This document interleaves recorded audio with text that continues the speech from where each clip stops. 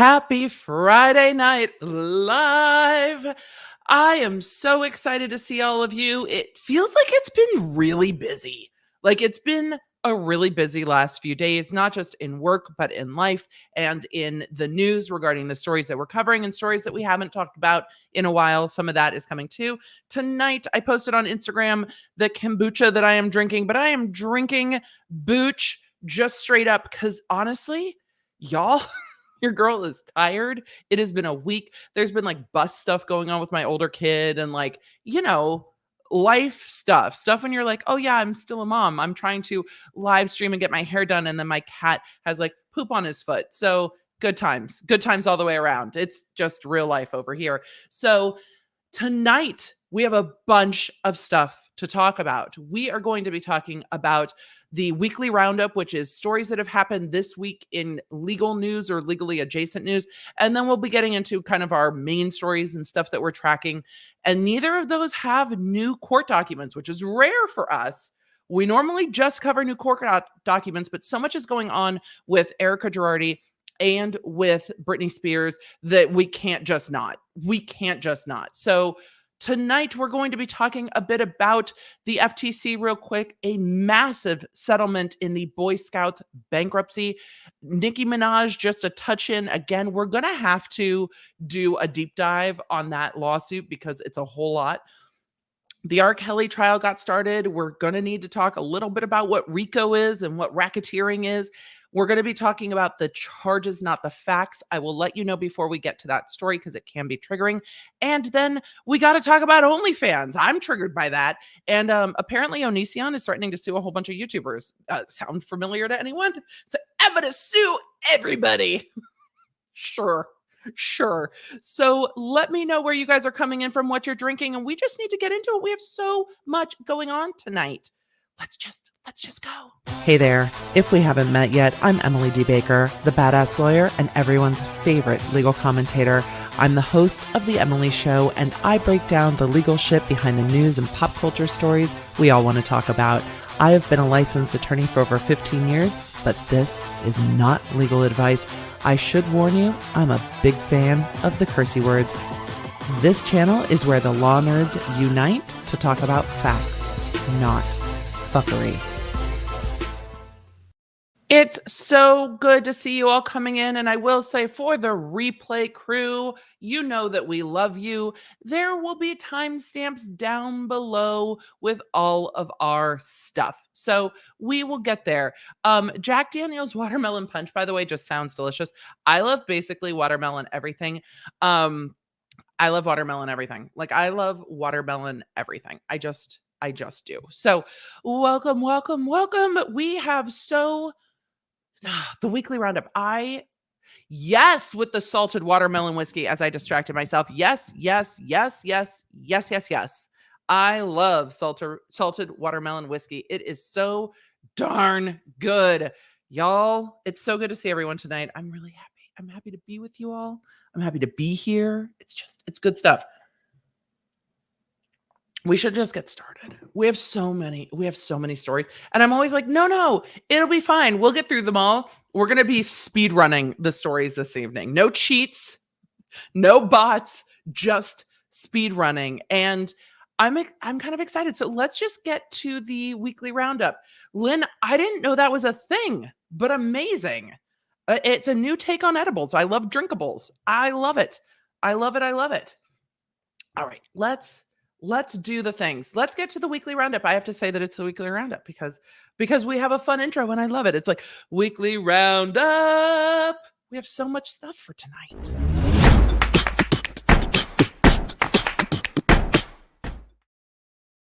Round it up. First story of the night. The FTC is not done with Facebook yet.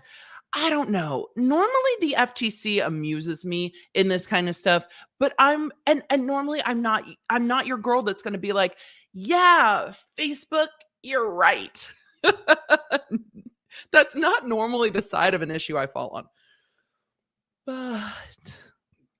But with this one, the FTC is trying to argue that Facebook has a monopoly over its purchase of WhatsApp and its purchase of Instagram with regards to messaging. The court has yeeted this already and said there's not enough here that you're alleging to say that these are monopolistic practices or this is anti-competitive. But the FTC is like, we're going to try again. What we're going to do is just amend our complaint. We're going to try again. And Facebook is like, seriously, stop. The thing is, the FTC approved the purchase of both of those companies. So Facebook actually has a decent argument to say those companies weren't what they are now when we purchased them.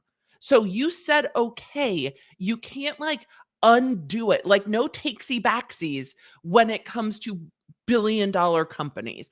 And for this, I'm like, I get it. Like, I get it. I get it. So in the yeeting, the judge said that the initial complaint failed to go beyond the naked allegation that Facebook has a dominant share of the market, and the FTC now argues that multiple metrics, we'll just use more creative numbers, that multiple metrics demonstrate the company's dominant share, including daily and monthly active users and the time spent on personal social networking apps. I mean, I would love to know. Ooh, we should put up a poll. How many of you still use Facebook daily? I would absolutely love to know. Tech, let's ask. How many of you still use Facebook daily? Yes or no?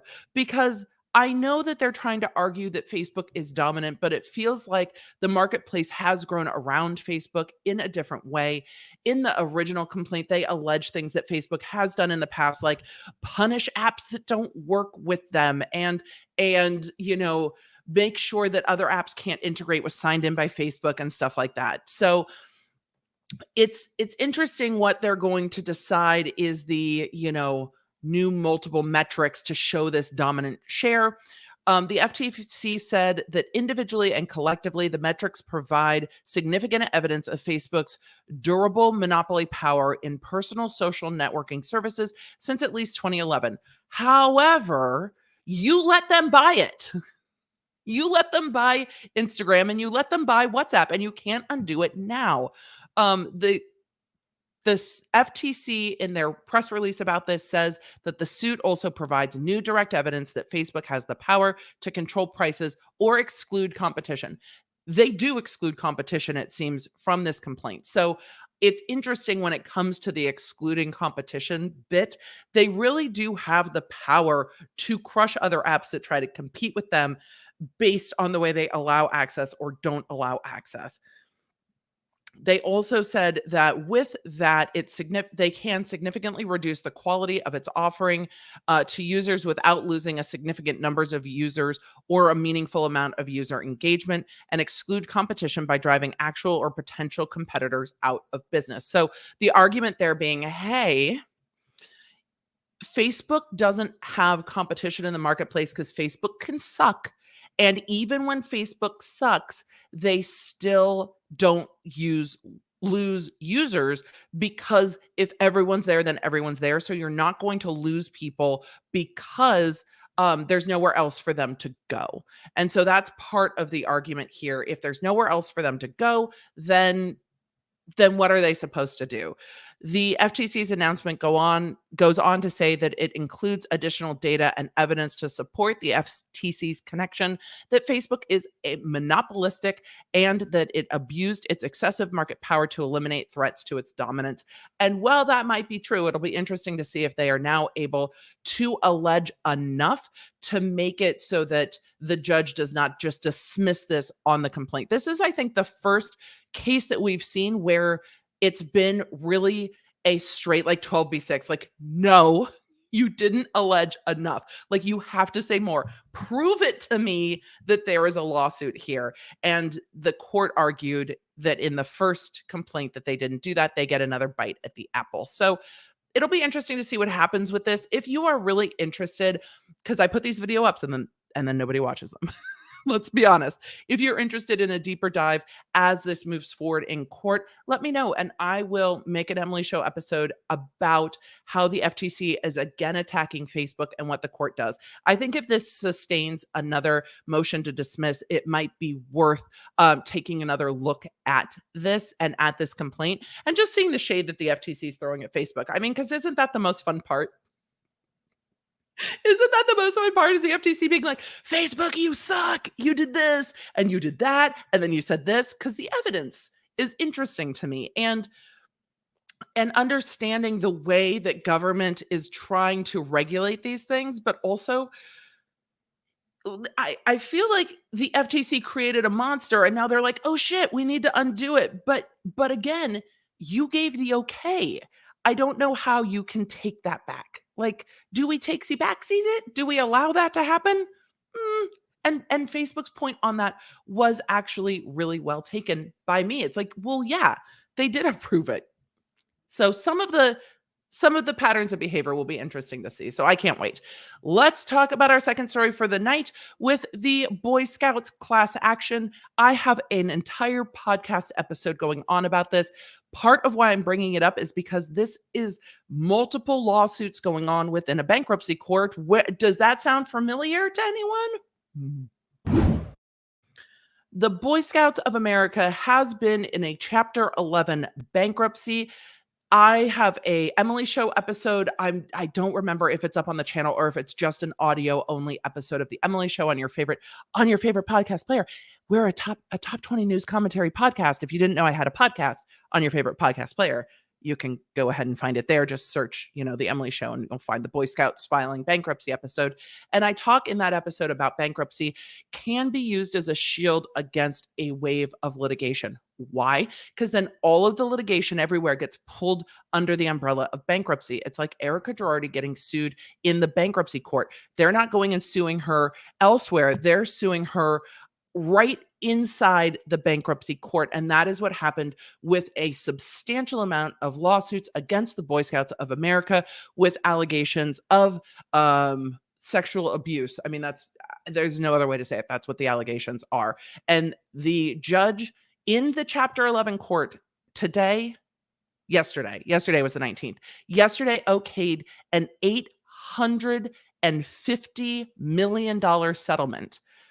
So that is one of the most substantial settlements I've seen on the in a case like this. It is a substantial settlement. So the judge has okayed that $850 million settlement. So the bankruptcy court will now facilitate that money getting paid out to those who are victims in this case, who have brought lawsuits and what have you. This leaves a dispute over the insurer's proposed $650 million payout cap. This goes over that cap, and the judge approved them going over the cap. They were trying to cap it based on insurance and liability, but there are claims of more than 80,000 alleged victims. So, when you're looking at 80,000 people and you're looking at this $850 million settlement pool, it's going to come down to fighting over insurance, really. And that's going to be an interesting fight in how insurance is dealing with this, with their cap. So Boy Scouts of America is looking at the fact that this could have been up to $7.1 billion in claims. So the $850 million settlement within that reason should be coming from insurance, and we will see. The Boy Scouts described the judge's decision as an important development in the restructuring and the efforts to exit bankruptcy. They said that we appreciate the speed and diligence with which the court has evaluated the facts of the case and rendered its decision. We will soon make an appropriate filing with the court regarding the timing of a hearing on the disclosure statement. And then the disclosure statement is going to be part of this settlement that is being proposed. Representatives of thousands of chartered scouting organizations backed by churches or other independent supervisors are independent sponsors are not covered by the $850 million proposals, and they have warned that they oppose the deal and could drop out of the national organization if left exposed to massive liabilities outside the national and local council deal. So there is more to come with regards to this restructuring of the Boy Scouts of America. And I think we will see a restructuring of the Boy Scouts of America, because you're now going to have charters or branches, or I was not a Boy Scout, I do not know what they are called, but the different local charters saying, hey, if we're not covered by the settlement, we're open to liability, and we might not be able to do this and continue doing this. So we will see. It's a very large settlement of all of these claims brought under the bankruptcy court, and it's by way of follow-up of a story that we've deep dived in the past. The kind of final quick weekly recap, because we have a few more weekly recap stories, but the quick one is we talked about Nicki Minaj's husband, Kenneth Perry, and the lawsuit against them on Tuesday. Excuse me.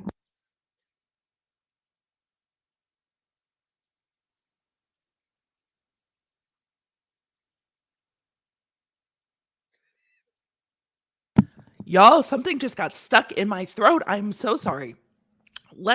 I forgot to swoop anyway. So this was my way of reminding to swoop. My, oh my. Let's swoop. Do you use Facebook daily? I do, at 42%.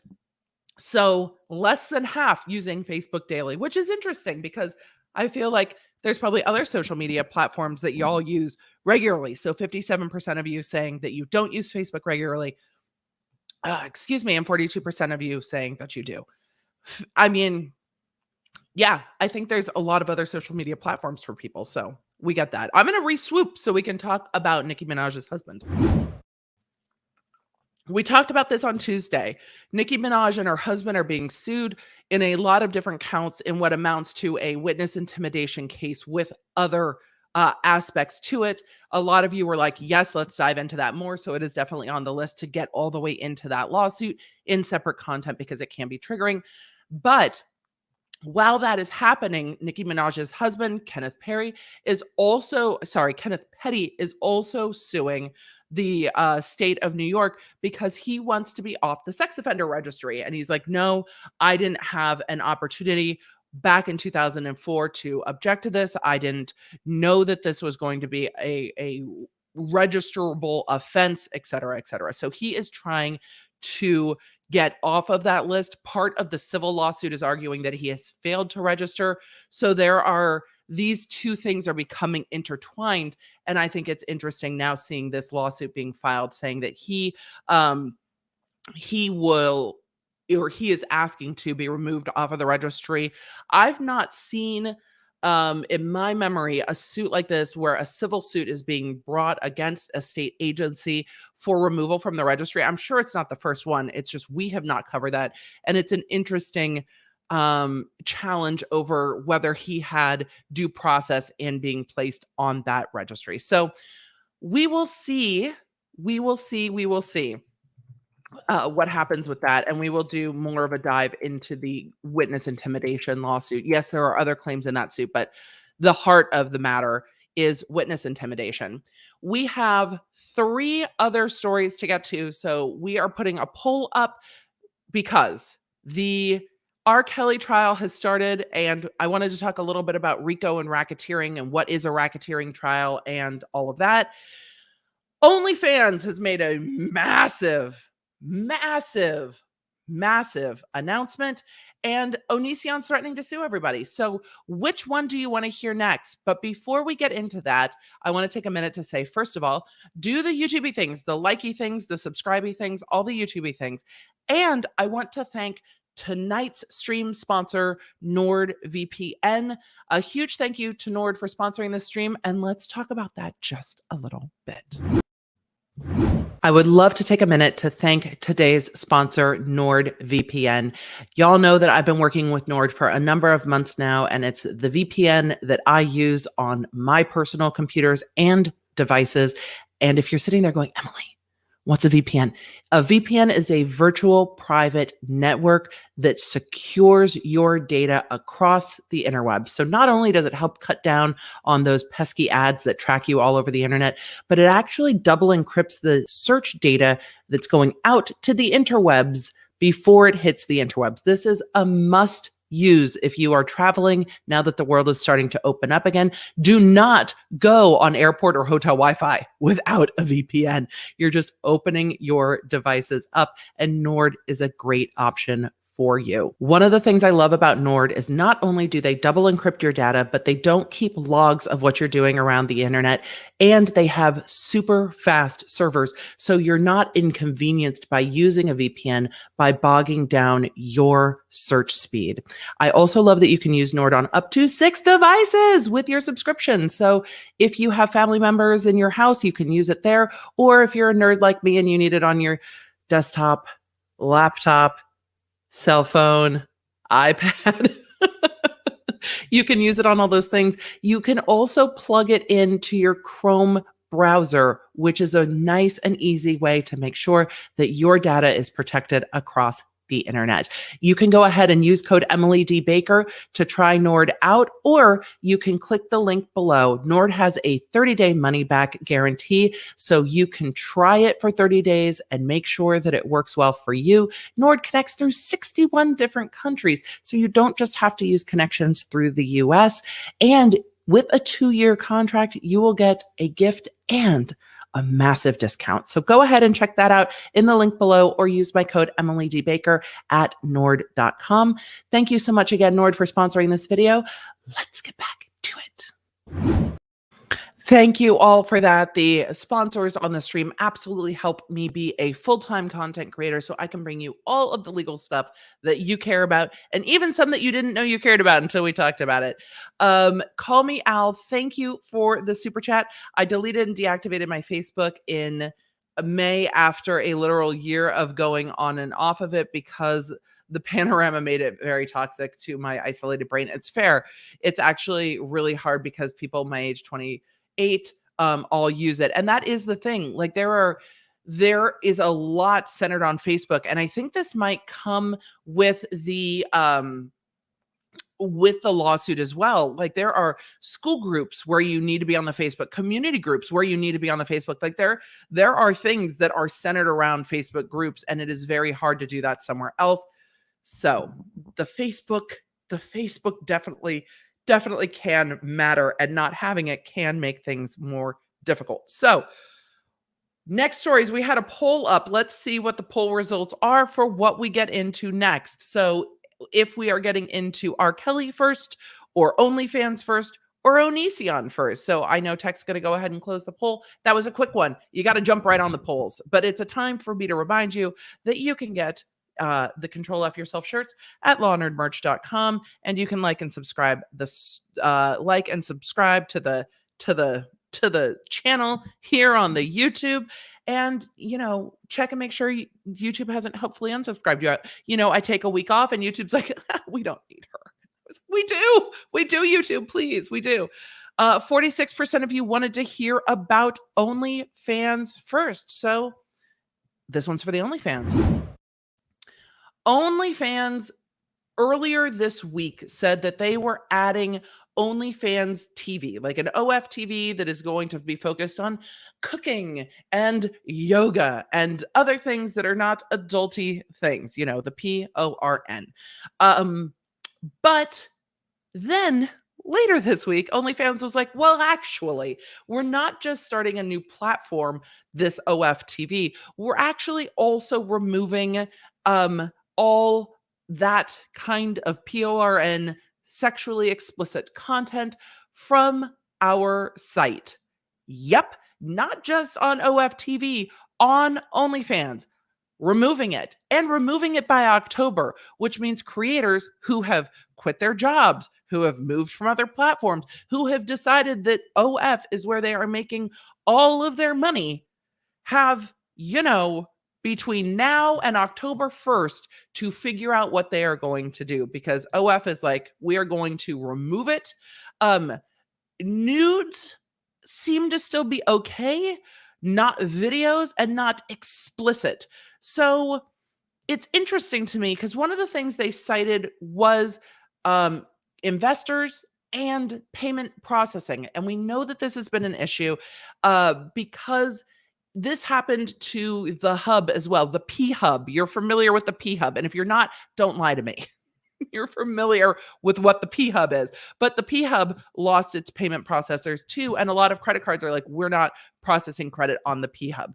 Some of that has to do, I mean, with P hub, they were saying, well, if everybody's not authenticated, then we can't be sure that there aren't underage creators or underage images on this platform. However, those images are available elsewhere on the internet as well. So I think that it's a little disingenuous of OF, and some of the news reporting has talked about how much money this platform makes. It's a fucking lot of money. It's a lot of money. And we know this. Those of you who enjoy YouTube and enjoy the kind of spaces in YouTube that I like are aware of how much money Trisha Paytas and Tana Mojo and others are making on OnlyFans. So according to a CNBC article that we're going to try to pull up if the ads don't take it over so that we can't pull it up because, you know, ad content.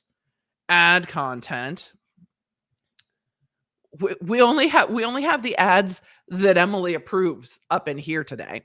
OnlyFans said Thursday that it would allow certain posts containing nudity so long as they adhere to the acceptable use policy. It's not how clear that will work in practice. Yeah, they said, by the way, we're yeeting all the PORN, but we're not going to tell you how that's going to work. But you're going to have to figure it out. But we're not going to tell you how that's going to work. OnlyFans terms of service outline a number of things that are prohibited on its platform, including material involving people under the age of 18. Fine. No one's mad about that. Or other illegal or harmful content. Fine. Snuff films are bad everywhere. It doesn't mean they don't exist on platforms, but we don't want to make that the center of the platform. But there seem to be other ways to do this. The company said that they will be sharing more details in the coming day, and we will actively support and guide our creators through this change in content guidelines. Maybe you reach out to the creators before this all breaks in the press and they have no idea what the fuck is happening. Maybe. If you want to guide them in, if you want to let them slip in more comfortably, if you want to be gentle, if you want to lube up the information for your creators, maybe reach out to your creator community before this breaks in the media. Maybe. Call me crazy. Call me crazy.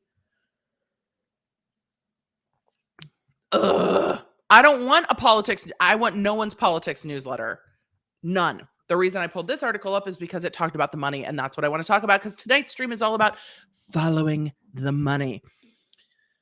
The article goes on to say founded by British businessman Tim Stokely in 2016, OF has risen in popularity in recent years, thanks in large part to its hosting of clips and photos from adult performers. The platform lets sex workers charge their fans a fee to view not NSFW material. They really CNBC boomered it and said not safe for work instead of saying porn or adult material or sexually explicit material. I mean, NSFW, they didn't even say that. They spelled it out. But here's the thing. We're going to talk about the R. Kelly trial. Exploitation is real. Allowing people to be in control of how they work, allowing creators who want to work in that way to make a ton of money seems to benefit everybody. People want to watch it. People are willing to pay for it. They're going to still do that. Let the creators create what people want to watch and make the money. They don't have to worry about if they want to pay a producer, they can pay a producer, but they don't have to go through a producer to get on a platform like P-Hub or others. I just think this is I just don't like it. I don't. They're saying that OF boomed during the coronavirus pandemic as internet users stuck at home search for entertainment. Yeah, they search for more than entertainment online. And people go from their jobs turn to the platform as an alternative way to make a living, which is a good thing. OnlyFans claims to have over 130 million users and 2 million content creators. The company generated a net revenue of 375 million last year, according to an Axios report, which cited an investor deck.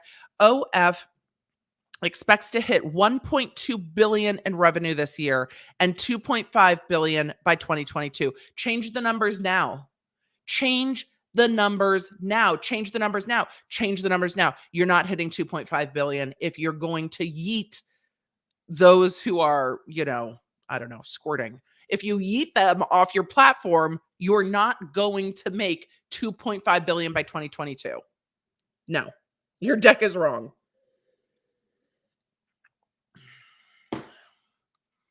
Ugh. It's not my company. It just feels like they got OnlyFans is like, oh, we're popular now. So now we're going to turn away from the thing that made us popular. No, OnlyFans, know who you are. Stay in your lane and let the creators create. Just stay in your lane. Let people create nude yoga or whatever it is. Just stay in your lane. But no. More than 300 OnlyFans creators reportedly earn at least $1 million annually. Well, some of them make at least $1 million a month, we know. But yes, top 1%, 300 people made $1 million annually. I would love to see what other platforms have creators in those numbers making that much money. Over 16,000 creators make at least $50,000 a year. Isn't the average income in the US like $30K? And you get to make that from your home. Just let the people do what they want. With numbers like that, you'd think venture capitalists would be lining up to write a check for OnlyFans. Let Trisha Paytas invest back in OnlyFans. Like, seriously, just reach out to the creator community and let them invest in the app. Like, can't you just create a new payment processor? I don't know how hard that is. I don't know how expensive that is. And I don't know how risky that is. But it seems like this can't be hard. OnlyFans was not immediately available for comment.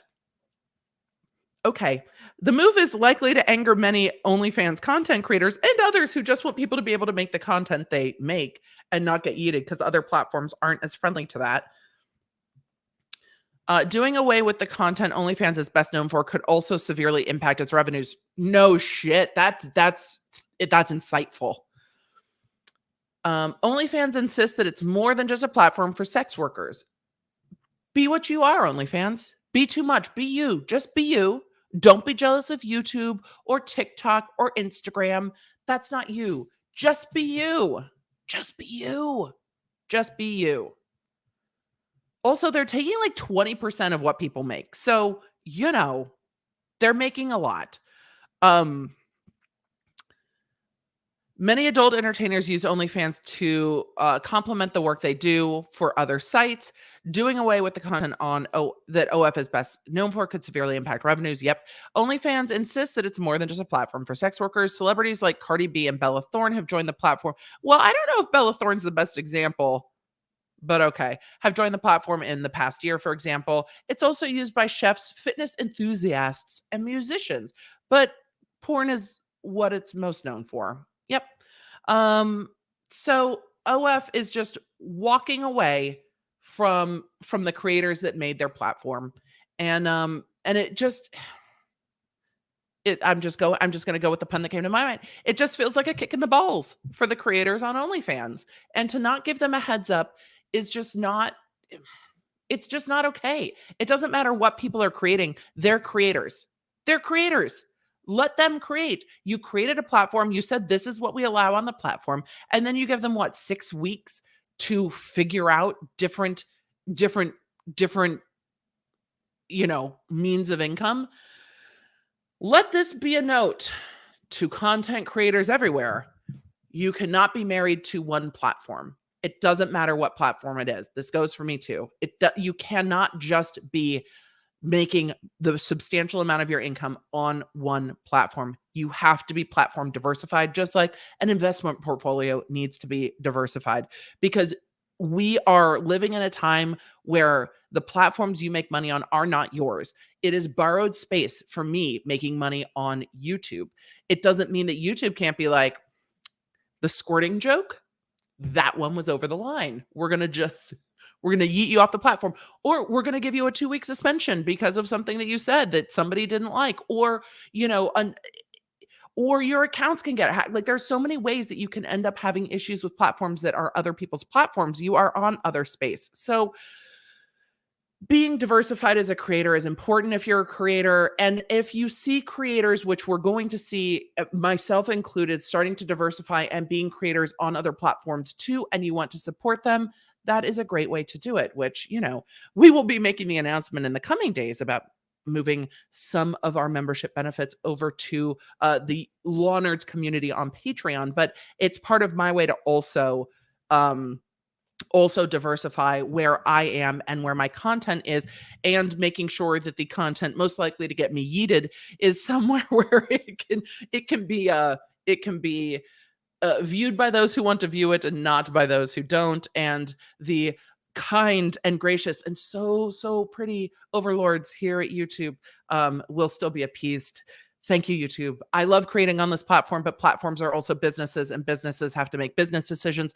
I think this is a stupid business decision on OnlyFans' part, and only time will tell. Let's just tag this video now, and when OnlyFans closes up shop in like a year, like Vine, when it dies on the vine like Vine did, we'll all be like, yeah, we said that when they turned away from their creators, when they turned their back on the people that made them, it is going to kill their platform.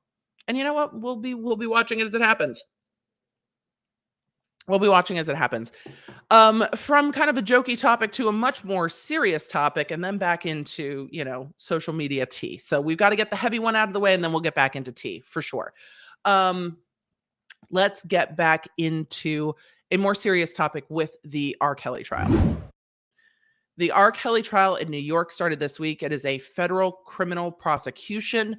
If you are not familiar with the underlying facts of the R. Kelly case, we are not going to get deep into them because they are explicit, they are disturbing, they are upsetting, they are really just devastating, truly. And there is plenty of information out there about this case. There are the Surviving R. Kelly documentary is still available, I believe. So there is a lot of information about the underlying facts here that is available if you want to do a deeper look into it.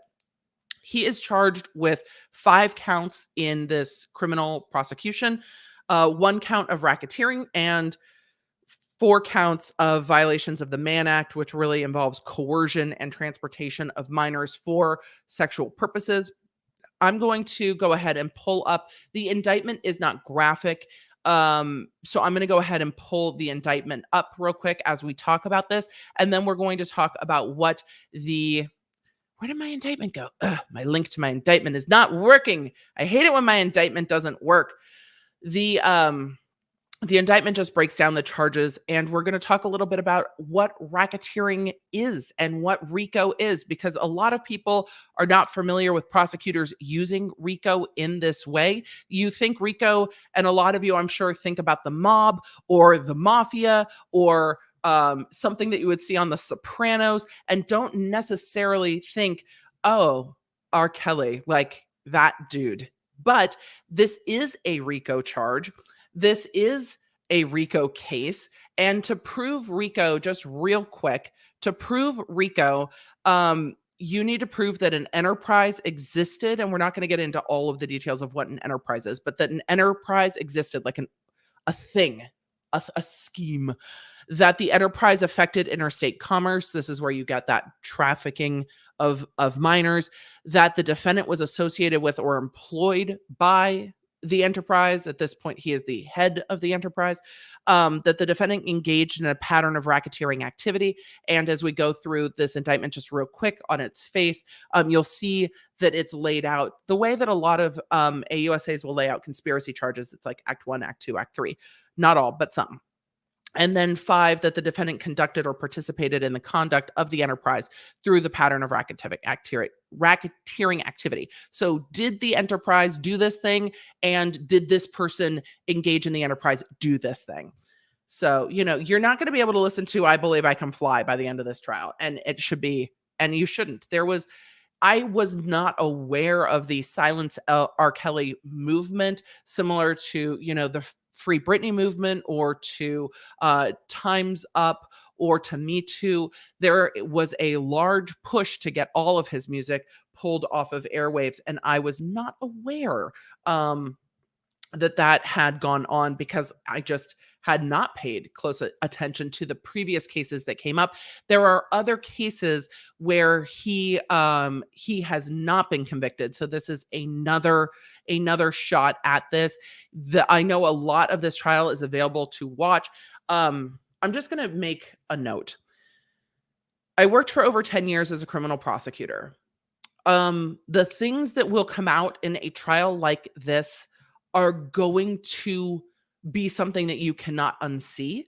And if you are not well aware of what's going on in this case and don't know that going in, you won't be able to undo what you learn from a case like this and the stories of the victims in a case like this. So just be mindful and also be protective of your own energy. This will be available. You don't have to engage in everything and every bit of news that's coming out about this.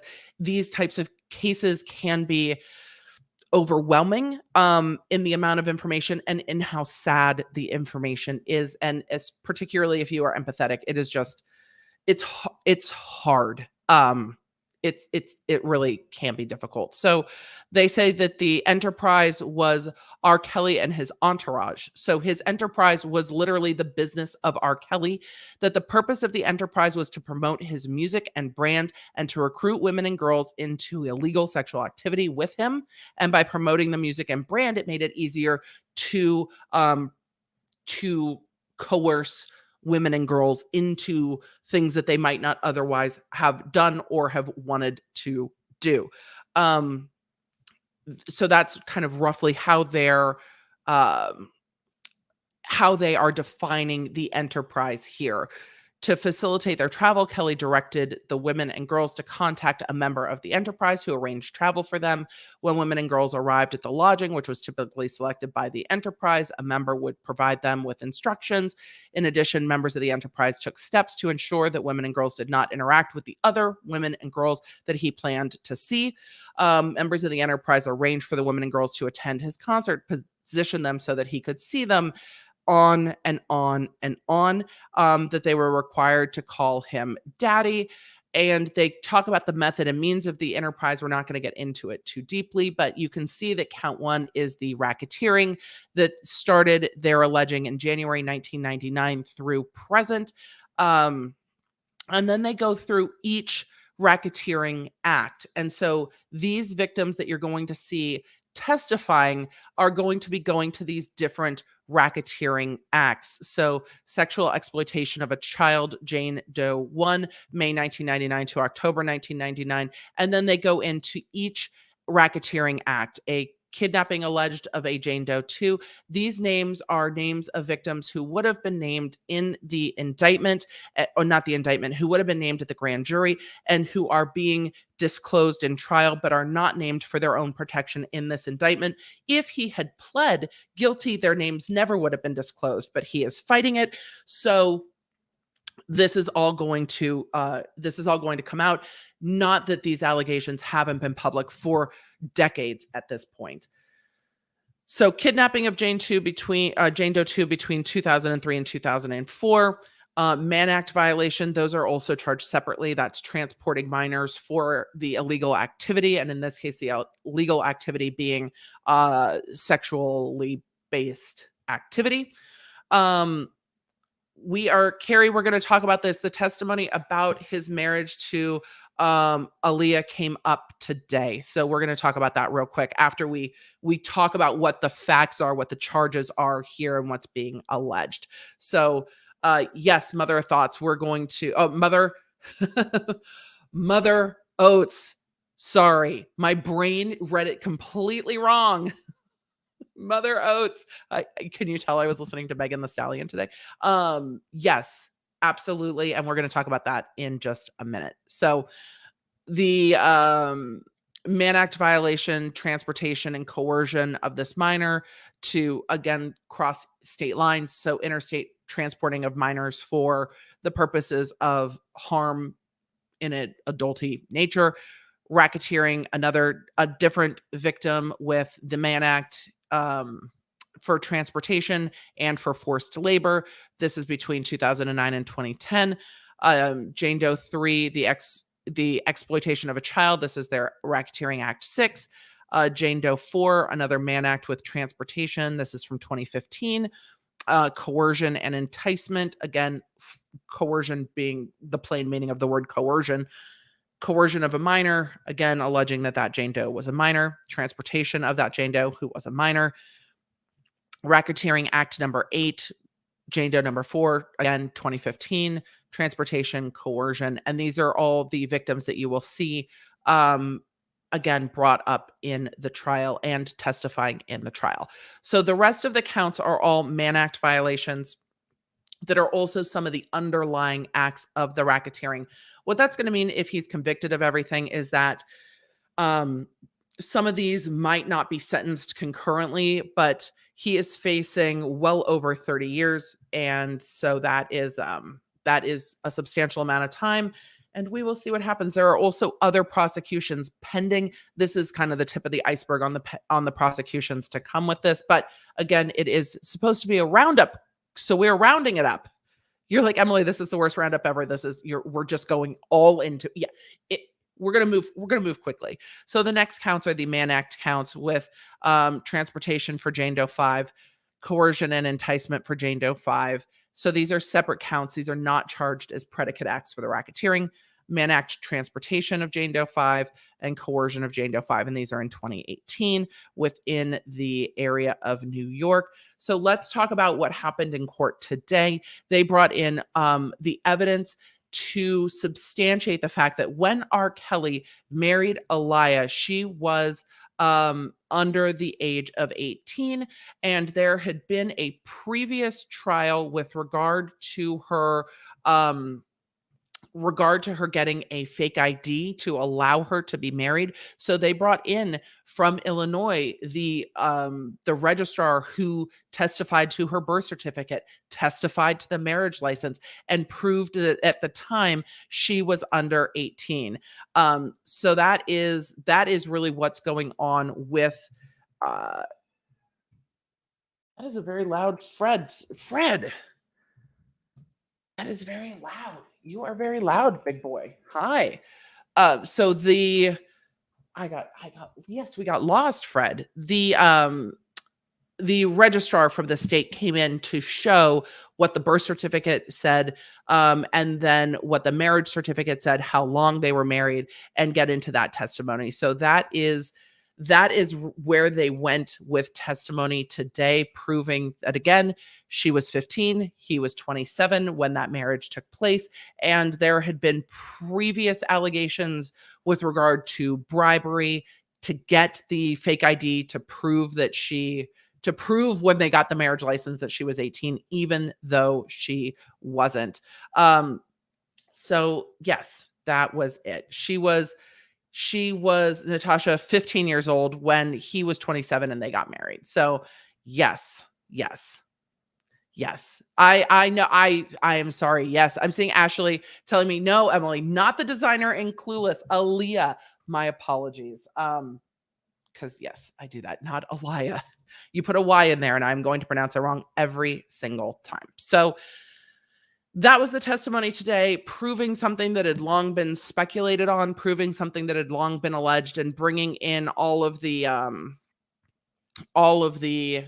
documents and all of the foundation for those documents. Because to prove someone's age, particularly since she has been unfortunately deceased for quite a number of years at this point, you need best evidence to prove that she is or was at the time of the marriage 15, and bringing all of the documents in from her birth certificate to the marriage license is the way to do that. So an interesting way to bring in evidence, and anyone who watched today would see all of the foundation that gets laid for evidence. But when we talk about things like exploitation of minors, texting minors, and we talk about cases involving influencers, I think the general public, not y'all, because y'all are law nerds, but the general legal muggles are like, why does this stuff take so long?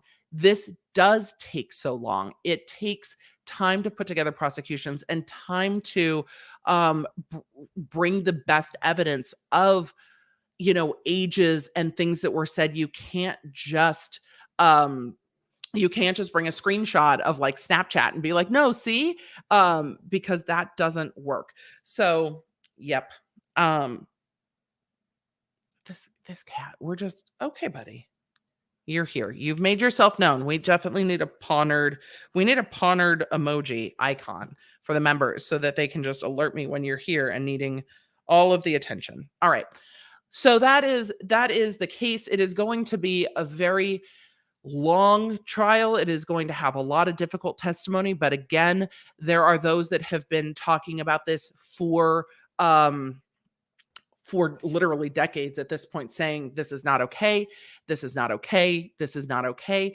And I think for a lot of those who have been fighting for this, that this prosecution will be the beginning of kind of the end, because there will be others. So there will absolutely be other prosecutions following this one, but you never know. If he's convicted in this one, he might choose not to go forward with trials on the other ones and just be like, yeah, okay, we're going to prison for this amount of time. Let's try to just resolve all the other cases and not go through multiple trials on it. So from a difficult topic to a more ridiculous topic, we're just going to transition because we all need to talk about other stuff. It's heavy stuff. It's sad stuff. It's someone using a position of fame and power to coerce women, girls, and their families. This is not the first time we've heard this story. It will not be the last time we've heard this story. And it is sad what fame and money and power can do, and how people can use it to override. Because again, when you're rich and famous and powerful, go find you a 20-year-old. They're still young. It's okay. It's okay. They're not children. Go find you someone who's not a child, not a literal child. 15 is a literal child, says the mom of a 13-year-old. A literal child.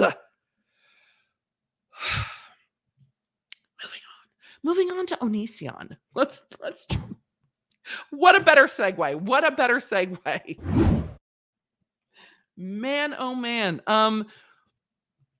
For those of you not familiar with Onision, we're not going to cover it a ton and who he is and his problematic background on YouTube. Onision is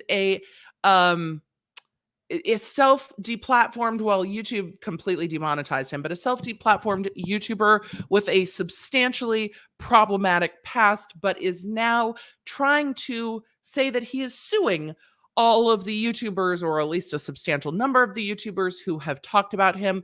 iNabber has a video up on his channel. I'm being sued by Onision.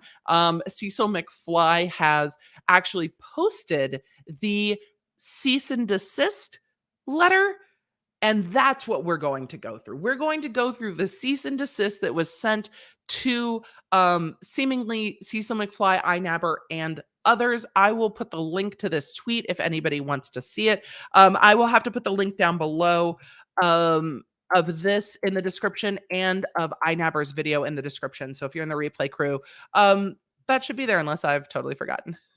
Let's be honest. So this is on Twitter. This is from Cecil McFly's Twitter from August 7th. I didn't realize it was happening until the iNabber video got populated, and I was like, oh, Onision's threatening to sue everybody? Fascinating. I'm fascinated. Hello, the letter begins. You published media that was associated with the implication that Onision was a criminal. And by the way, this letter seems to be the same to everybody. It seems to be the same letter to everybody. Again, this is not how any of this works. Again, it's just like getting onto a live stream or getting onto an Instagram and just being like, I demand you cease and desist talking about me. That's not how this works. That's not how this works. And if you guys don't know who Onision is, it's fine. We're going to laugh at the cease and desist. That's what we're going to do. I wouldn't dig too hard into who Onision is, but if you do, there are lots of creators who have videos breaking down exactly who he is. iNumber's one of them. If you guys like watching, if you have a creator that you like that talks about Onision, just put it in there. Shits and Giggles said that one was sent to T-Spill too. Well, let's just break down the Onision cease and desist. And Trisha in the chat said, it's like Michael Scott screaming, "I declare bankruptcy." Exactly. That's not how any of this works. That's not how any of this works. Hello. You published media that was associated with the implication that, quote, Onision in quotes. Is it allegedly Onision? Why is Onision in quotes? Either they said they look, the quotes, shouldn't the quotes be around criminal? The implication that Onision was a quote unquote criminal, not that it was quote unquote Onision. Like, that's not how this works. Okay. When in fact it was proven by police/FBI in 2020 that there was no evidence of any crime. Generally, that's not what the police say. It's very rare that they're like, there's no evidence of any crime, but really? This is what we're doing? We're going to just push this pen around? You're bored with Onision already? You are, aren't you? All right, go ahead. The only person who made a statement to police regarding Onision made a clear statement that they were not aware of any crime occurring. This means the authorities and the only witness to what really happened came to the same conclusion, yet your publication implies something else. What, no link? No link? No statement of you said this? No nothing? Really? Really? Really? That we're just no link to anything. Okay, cool. To be clear and to reiterate, well, it's one or the other. Are you being clear or are you reiterating? To be clear, the issue, and to reiterate the issue, the police, the FBI, and the witness all have the position that there is no crime, yet your publication gives the clear impression that a crime exists. This needs to be corrected. But where is the statement that was made? You are receiving this notice as it is important to establish when a false statement is published that the individual or company that publishes said statement is given an opportunity to correct the published defamation. I mean, that's a nice thing to do. You don't have, that's not a requirement. You don't have to send someone a cease and desist. That's not obligated. You are receiving this notice as it is important to establish. Okay, we did that on the last one. If this notice is sent and the defamation is not corrected, a court case can be easier to win. No, that's not how it works. Someone telling you to fuck off on your cease and desist doesn't make a court case easier to. What? That's just lies. There are lies in this letter. Lies. I hate it when people try to sound like they know what they're talking about and they just fucking don't. Just pay the money to get a lawyer. Most of them will be like, yeah, I'll send a cease and desist, or don't, but just don't. Julia does correctly point out that he did sue the wrong Chris Hansen. He was trying to sue the To Catch a Predator one, but sued the wrong one. Okay. If the notice is sent and the defamation is not corrected, this presumes that there's defamation. A court case can be easier to win. No. And the damage easier to collect as a result of the other party refusing to take corrective action. No. But you prove damages or you don't prove damages. Ignoring a cease and desist doesn't additionally prove damages. Slander/defamation. No. See, okay, defamation contains both slander and libel. Both slander and libel are a form of defamation. I don't want to educate people to write these damn stupid letters better, but I'm annoyed. Defamation is kind of the category. Slander is the spoken one. Libel is the written one.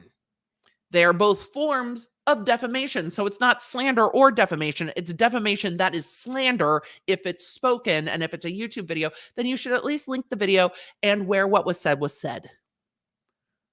Perhaps.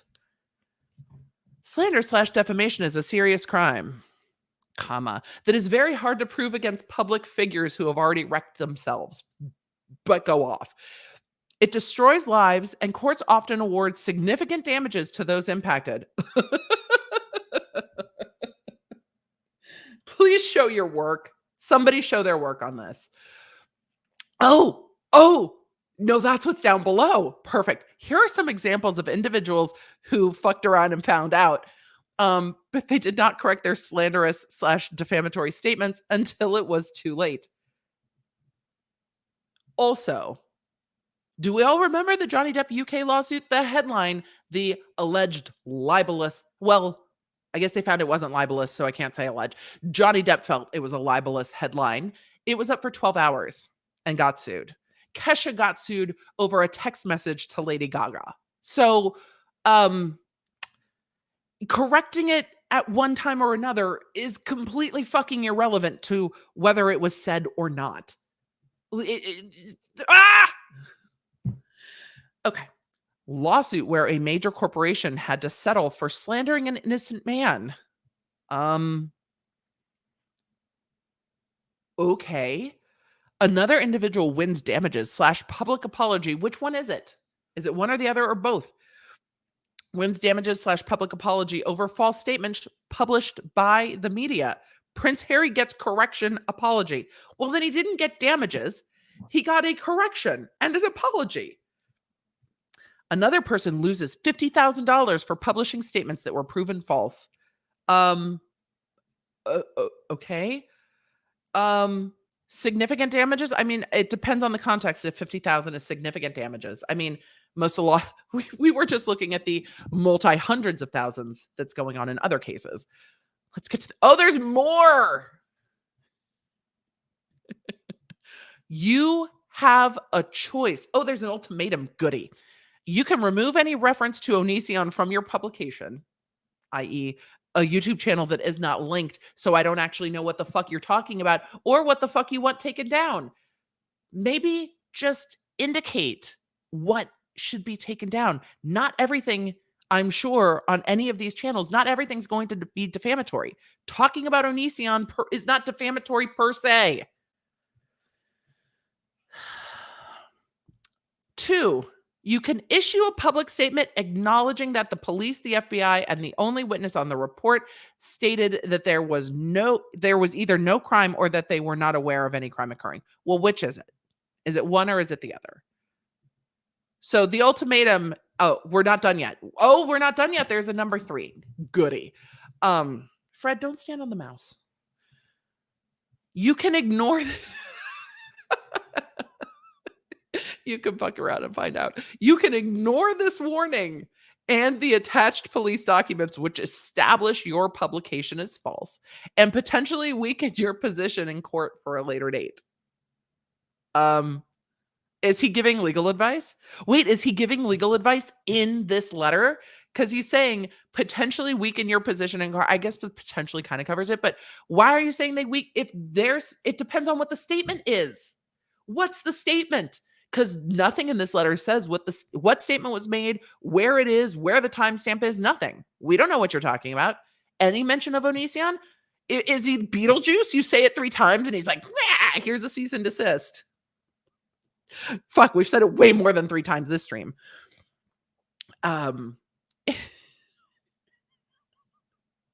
I'm sorry. Integrity and honesty in the media is critical for people maintaining trust for their sources of information.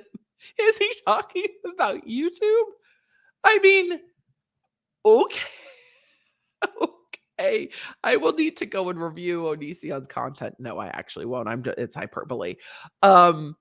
because I wonder about the integrity. I just wonder about the integrity and honesty of all of Onision's content is all. Integrity and honesty in the media is critical for people maintaining trust. Is he admitting then that the person receiving this letter is media? Just saying. It's important that we all admit when we are wrong so we can grow and move forward. If we ignore facts and evidence for the sake of ego, we not only harm ourselves, but we harm others as well. Oh boy. I hope you make the right decision to ensure the truth. The police, the FBI, and the witness are known for what they said on an official report. Just anyone? Just any official report? There's an official report. It's officially official. Rather than covering it up as it would appear some have chosen to do on this issue. It is important for the sake of our own success. What? What? It is important for the sake of our own success that when we realize we are on the wrong side of history, we correct our path. Not just for our audience, but for the sake of justice, integrity, and truth. Again, this message will self-destruct. Wait, no, this is not a Mission Impossible movie. Again, this message was sent to potentially strengthen the position of a defamation in court for a later date. That sentence is awkward as fuck. It is important people have an opportunity to correct their false statements before legal action is taken. There's no settlement. There's no like, hey, we're not going to sue you. Heather, no, we're not sure this is sent from a lawyer at all. I think this is probably sent from Onision. I don't think this is sent from a lawyer at all. It doesn't ever purport to be. I don't think that this is not this. I don't think so. Unless it's Triller's lawyer. I'm just teasing Triller's lawyer. Even you wouldn't cite these stupid articles that make no sense. I don't think. So no, it is not purported to be the same thing. So, and then the thread on here says apparently, these other creators got the same email. We all got the same thing, at least 5+ people so far that I know of. That's from Repsion. Doesn't defamation work when you fabricated false documents? So, anyway, there is a whole thread going on about this. I linked it in the chat. This is not a cease and desist. This is maybe a veiled threat that litigation for something will happen, but you can't even take action on it because it's not going to stop anyone from suing you if you take anything down. You can be sued for defamation based on something that was up very briefly. We know this from the Johnny Depp case and others. You can be sued for defamation even when you have not defamed anyone, because then you have to prove it's true or there was no malice or other defenses to defamation. And nothing in this letter says if you remove the content, then we will not pursue litigation. And here is a signed agreement saying we agree. If you remove the content, we will not sue you. Like it's just we might do a thing if you don't do a thing. Get my name out of your mouth off the entire channel. So the email address this was sent from is Onision's manager. It does not say who it's from and there's no signature. So take that as you will, but Onision sues the internet. If any of those lawsuits happen though, we will happily cover them. If you think you are being sued by Onision, you're welcome to email me that. I will cover it. Ari T makes an excellent point. Yeah, absolutely don't click the links. Don't ever click the links. Never click the links. The links could have IP address trackers so he can figure out where to sue someone if he wants to sue you. Like if he can't find you, trying to get someone to click a link so that they can track back IP addresses and try to find generally where people live or what their real names are or what their internet service provider is. Don't ever click the links. Don't click the links. Don't click the links. Yes, Triller's lawyers, even you aren't that stupid. The shade. Robbie, I mean, we can be shady. We can be shady for sure. I don't think this is a lawyer letter at all. I think this is, well, Caitlin, it doesn't show a signature in the email that is shared. Again, this is an email shared on Twitter. So I can't tell the way it is shared. Let's get to the last page. The way it is shared at the end, it just says thank you. So I don't know if it was below or not. Like, yeah, I don't know. I don't know. We don't know. It just, I don't know. We can't tell. We can't tell. Everyone check to make sure Onision isn't suing you. I mean, if you're a content creator, it sounds like maybe so. Maybe so. Woof. That email. It is time to do the YouTubey things, the likey subscribey things, and then it is time to move on to our next stories. Should we take a poll? I feel like we should. Should we take a poll? Do we want to hear about Britney or Erika next? We're going to talk about both of them, but who do we want to hear about first? Tech, if you'll just put in a quick poll, we'll do a quick poll. There's over 3,000 of you watching. We'll do a quick poll. Don't forget to vote when you see it go up on YouTube. Sorry, Facebook, I haven't found how to poll along and play with y'all. I'm sorry. You guys are already, see, the reason I do a poll is because it's so hard for me to gauge who you guys want to see. Erika, Britney, Erika, Britney, Erika, Britney. Right? So, just not Onision. I mean, it's completely fair. I have never talked about Onision on this channel, and we will cover it a little bit. Don't forget to go vote in the poll because it's going to make it easier for me to see. I know a lot of everybody's like, Britney, Erika, Britney, Duggars aren't on the docket tonight, Muggle Cake Sniffer. I'm sorry. Duggars will be on the docket again when something happens, but not much. We talked about Duggars last Tuesday, one of those. Welcome, Stacy B. Thank you so much. All right. Let's close the poll and see. Let's close the poll. You guys are like, Erika's winning. Yay. I know. We had a long ass weekly roundup. There's a lot to cover. I'm trying not to do too many deep dives on Fridays and to keep the deep dives for not just the Emily Show episodes, but also when it gets its own stream, because I'm realizing how difficult it is to do all the quick things we want to talk about and then also deep dive stuff. It's just, I'm like, and now we're streaming for 3 hours, and it's honestly a bit, it gets tired on the voice. And I'm sure the mods at some point are like, how do you not have to pee? And I'm like, well, sometimes I do. Britney Spears, 65%, Erika Girardi, 34%. So Britney first, then Erika, then then questions, and then court of public opinion. So let's roll into that.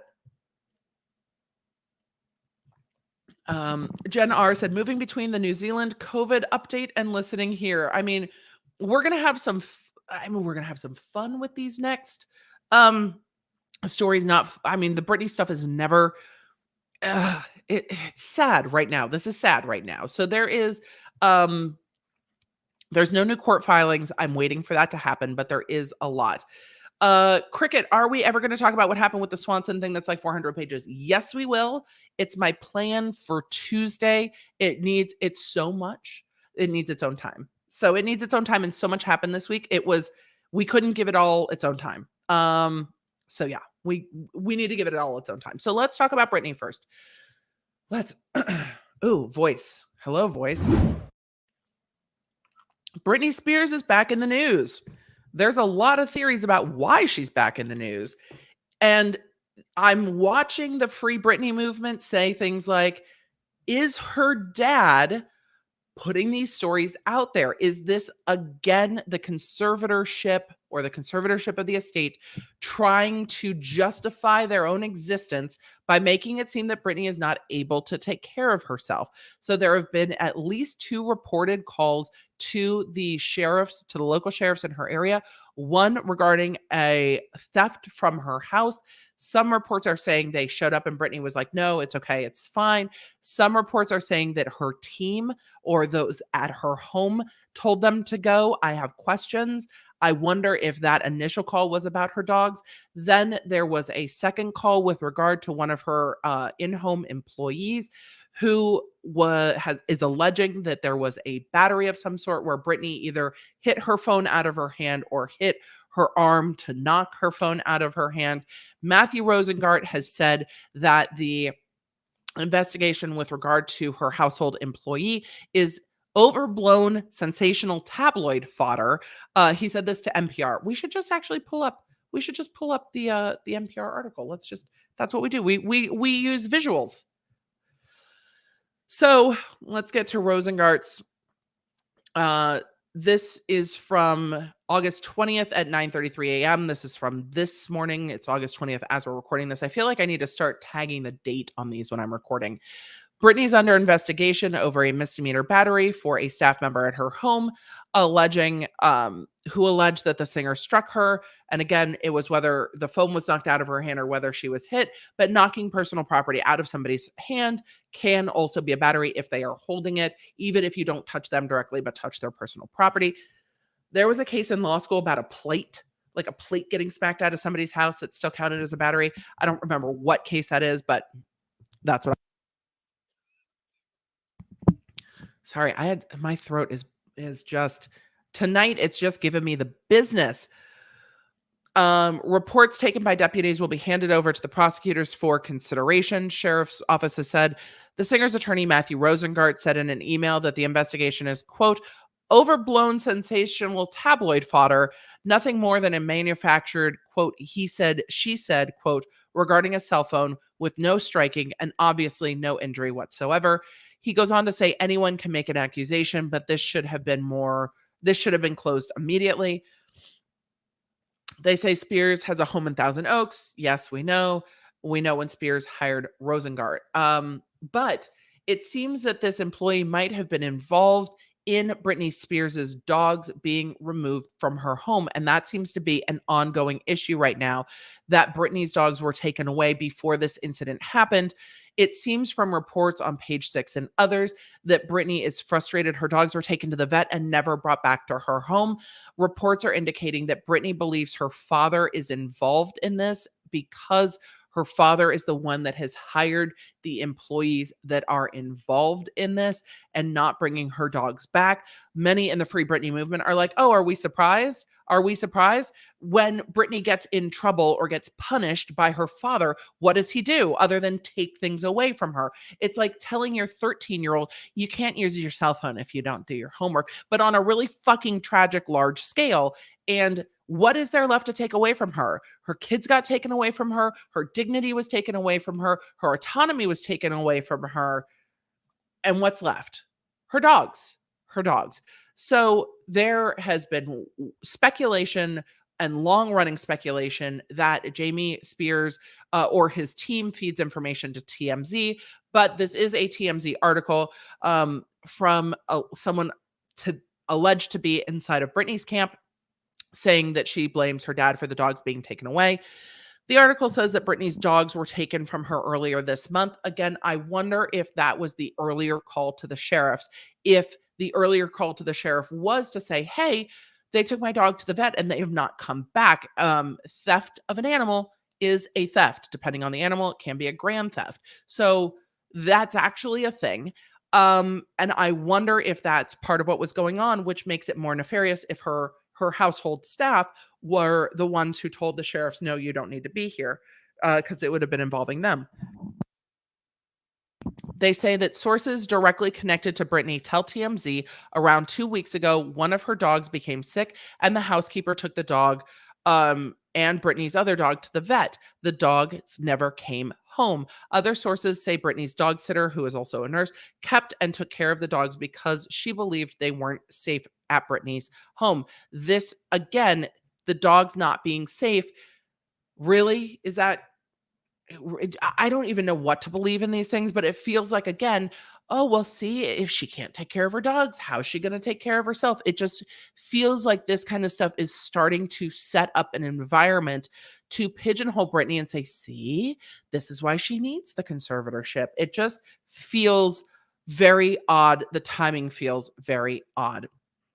TMZ says, we're told on August 10th, Britney called Ventura County Sheriff's Department to report a theft. But when cops arrived well, they're technically sheriffs, but okay, when sheriffs arrived at her home, she backed off and sent them away. Other reports are saying her team sent them away, her team being her household employees.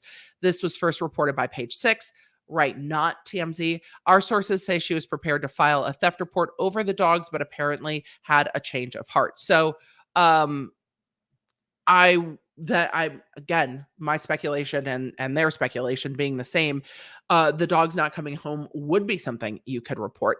Fast forward to this past Monday morning, Britney still did not have her dogs and didn't know where they were, suspected her dad had something to do with their disappearance. Don't we all?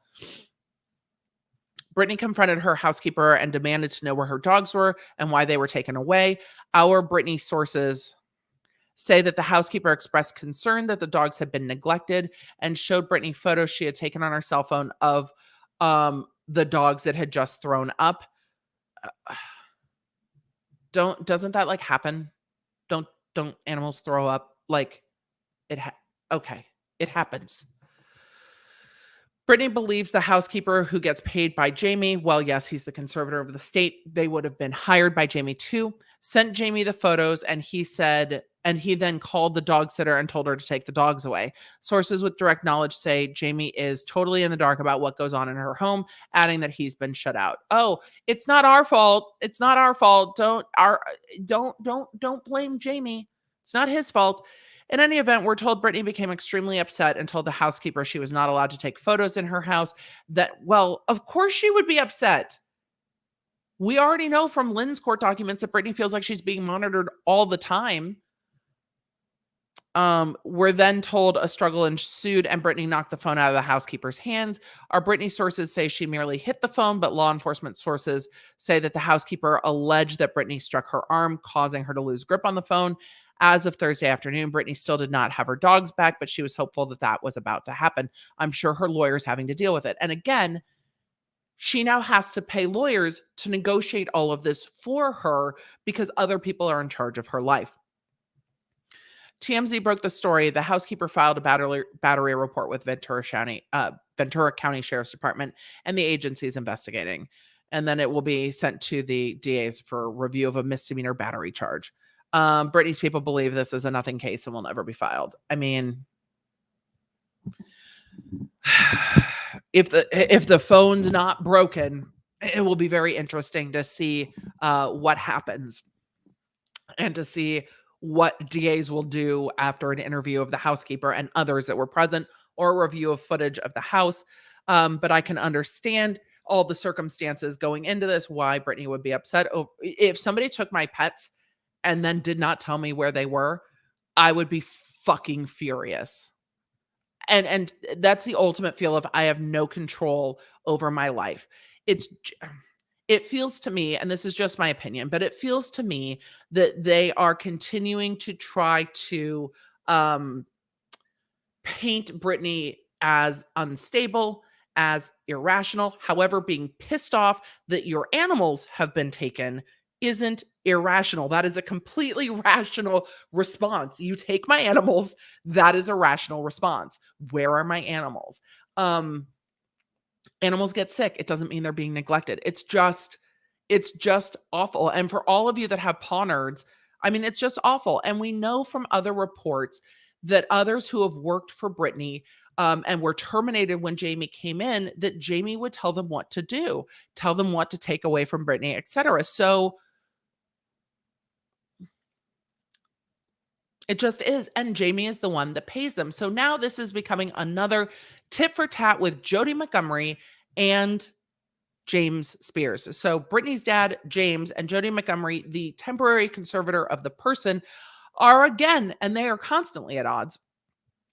Page 6 is loading really, really heavy, and that's causing a little lag. So I will try to move quickly so it doesn't continue to lag. I should have just PDF'd these articles because Page Six is a very, very heavy website, clearly. I wanted to get to Montgomery's attorney's statement to Page Six today. And this happened like as I was getting ready to go live. I will link the article so that you guys have it. Montgomery's attorney, Lorianne Wright, said in an exclusive statement to Page Six on Friday, Mr. Spears, who runs the estate of Miss Spears, has hired a day-to-day caretaker for Miss Spears's pets. Miss Montgomery has never been responsible for the care of animals since she began working with Miss Spears in September 2019. Jamie's attorneys did not immediately return Page Six's request for comment. I am shocked. Wouldn't that be Media Matters that they would just bill Britney for? One would think, but they did not respond to Page Six's request for comment. A insider, they say, told them, Page Six, Jamie is the conservator of the estate, not of the person. Jody Montgomery has been in control of the conservatorship of the person since 2019. Anything pertaining to the animals falls under her. Well, not if James is the one hiring people. Because if he's the one hiring people, then he's in charge of the people that are working with Britney. So I am not surprised by any of this. We saw Matthew Rosengart arguing in court earlier this month and late last month that James Spears needed to be removed immediately, that not removing him immediately would be further damaging to Britney and to her well-being, and it's not what she wants. She doesn't want him in charge of her life. So to now see this kind of like, oh, Britney is being, alleged battery of her maid. Oh, this kind of leaking that Britney's free now and these are the behaviors. I really think there is a PR campaign against her because it very much seems like this is all kind of crafted in a certain way, but those talking to Page Six have very different stories than those talking to TMZ. And it's a very interesting thing that I will be watching quite closely. I think that this will come up in court. I think that we will see this come up in court and the issue with her dogs will come up. I'm not surprised Rosengart had to make a statement. I'm not surprised that Jody Montgomery made a statement. All of this makes me sad. All of this makes me sad for Britney. What she doesn't want and made clear that she doesn't want when she was in court is her life continuing to be under this kind of tabloid microscope. And here we are. I'd be fucking pissed if my animals were taken too. So Britney, I get it. I get why. I get it. And hopefully your attorney is doing what needs to be done to make sure that your father isn't in charge of hiring those that are in your home so that you can feel safe in your own home and have your pets. So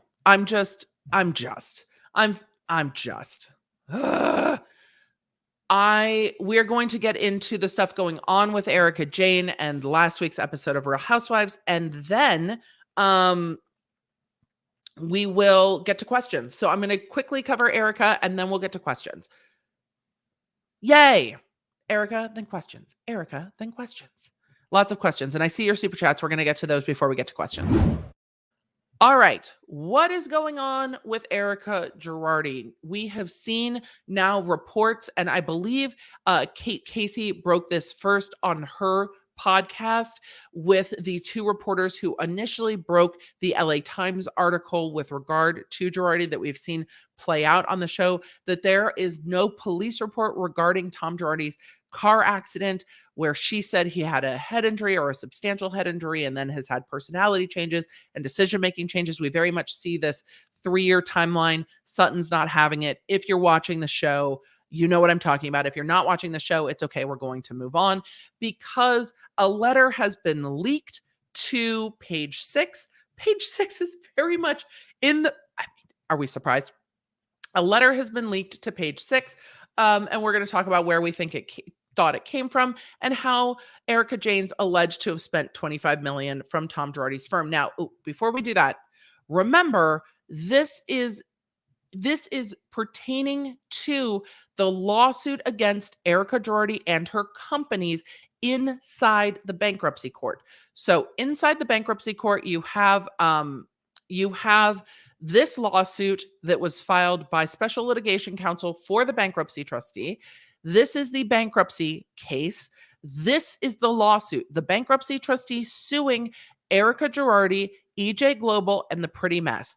This is the lawsuit that is alleging the $25 million spent by Erika that should have been in the law firm. And it had some allegations about funds coming from particular plaintiffs that were going directly to Erika that they're alleging should have been going to Girardi, Keese, the law firm. And they also say very clearly the debtor is owed in excess of $25 million in receivables from the defendant. And we talked about whether that was all going to be money or whether this was other things, payments made on behalf of Erika or her company and what have you. If this was not $25 million or $25 million just hitting her bank account, as you're seeing the ladies fighting over now, like if 20 million in cash went into your bank account, wouldn't you know? Or went into your LLC's accounts, wouldn't you know? We see Erika saying, I was kept very far away from the books, and her getting questioned like, but the books for your own company. I didn't see a clear answer this week. Maybe we'll see one next week. But this is saying based on tax records that debtor is owed debtor Girardi Keese, the law firm, $25 million in receivables. Well, now we have this leaked letter to Page 6 that is reported on but not published, alleging where some of the money went. She's so fun, makes you wonder where the money went. Well, we're all trying to get to that question. We're all trying to answer, where the fuck did the money go? And we even saw Erika say, well, I don't know where the money went. Well, here is an answer. Here is an answer. They say lawyers for the trustee overseeing the Girardi Keese bankruptcy found that Real Housewives of Beverly Hills Stars company spent, they did not say received, spent more than $25 million on her American Express bill, assistance, a glam squad, according to a legal demand letter sent to her lawyer on Thursday. So it seems that Page 6 has this demand letter. So this demand letter is either coming from counsel for the trustee and the trustee or counsel from Erika Jayne. The letter, which was exclusively obtained by Page 6, because this is not filed in court, alleged that money was transferred from her estranged husband, Tom Girardi's law firm, Girardi Keese, into Jayne's company, EJ Global, and notes that she is the sole owner of the company. Quote, Ms. Girardi signed under penalty of perjury the return and personally approved the charges allocated in the breakdown, the letter reads. A source indicated that the letter would be filed in the bankruptcy proceedings as part of an amended complaint. Well, who would know that?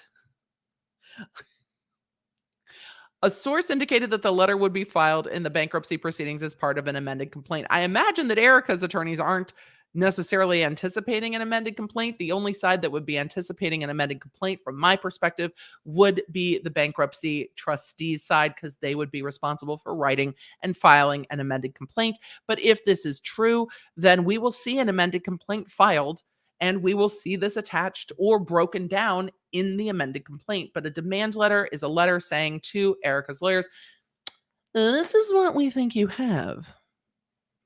You're going to need to go ahead and walk that all back and give that to us. We would like to settle this with you by you giving us this back. This is the evidence we have thus far.